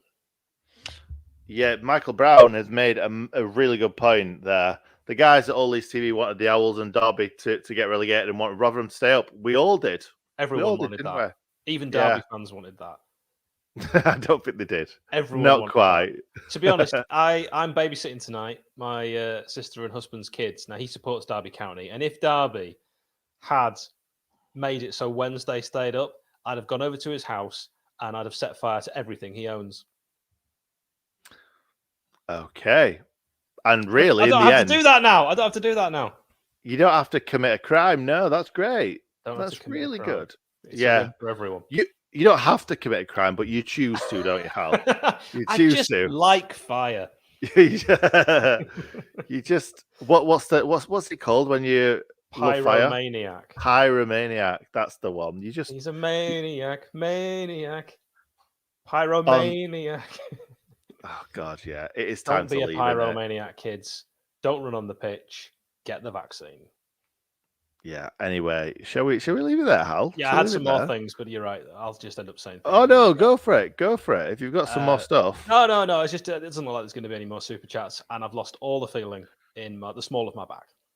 Yeah. No, that's fair enough. I've got a few other things that I wanted to say, but I think we'll best leave it until next time. The forum's yours. No, it's right. Well, I was going to mention the Martin Wolford podcast because we've. I was going to say we give a little hint. We didn't. We put the thumbnail up to be like, look, we've done one with Martin Wolford. What does everyone think of that, by the way? What do you think about us doing a podcast with Martin Wolford? Because it was actually a really good chat, and I think a lot of people will really enjoy that. Yeah. He was a nice chap, and I think I helped. You absolutely. I'm going to say something rude then. I know what you're going to say. I certainly helped because I don't think you do. He was nervous and worried about speaking to the Sheffield United way. Who wouldn't be? We're big players in the game. But he was nervous because he didn't have a good time at United. And I softened him up with some trips down memory lane that were... I love you, Martin. Oh, Martin, like me. Better times. Hey, if you think it was bad with Martin Wolford, wait till we get Mitch Ward on. Okay. Right, I'll let you do that one on your own. I need you then, because it'll never end. And I'll need. I can't handle the cringe of you being all over him. Reel me in. You'll have to. Yeah. Fair enough. I think we should leave it there. I think we should just move on and move on to the next game. So, what's coming up next, Hal? Yeah, you've got your match reaction in around about 20 minutes' time. We will do match preview next week for Everton, which is on Sunday the 16th at 7 p.m. We will also then do the watch-along from 6:30 p.m. on that Sunday. Hopefully, you can join us for that. Yeah. Christopher Howell, there you go, mate. There is your shout-out. Thank you for subscribing. We love other fans coming on here and subscribing, because we've got a ceiling that's here with Sheffield United fans. If we can get there, that'd be even better. Well, Sheffield United fans have been slow adopters of the hitting subscribe button. We believe we have more subscribers that aren't Blades. Sort that out, United fans, if you're watching. I think the problem is the internet only reaches certain parts in Sheffield. So I think a lot of Sheffield hasn't got the internet yet. So hopefully when they do get the internet, we might even get up to like 20,000, 50,000 maybe. I did think of a great idea for a video which would get subscribers that don't support Sheffield United, which would be who's next in the Hall of Fame, the Premier League Hall of Fame. That's always difficult, though, isn't it? Because the reason why I started a Sheffield United channel and not just a Premier League channel or whatever, or a football channel, is because those sorts of videos, the Sheffield United fans watching it will be like, that's not Sheffield United, I'm not watching that. Don't worry, I've thought of a way to make it Blades related. Oh, okay. Brian Dean's in there. No, I thought of a crafty way that's legit. You can't put John Lundstrom in it. Well, I want to. Sorry, but it's not allowed. Right, let's leave it there. We've gone a bit mental, and we've just done 2 hours and 30 minutes. So I think that's a perfect time to say thank you very much, everybody, for being here. If you would like to, well, if you'd like to be nice to us, please press the like button.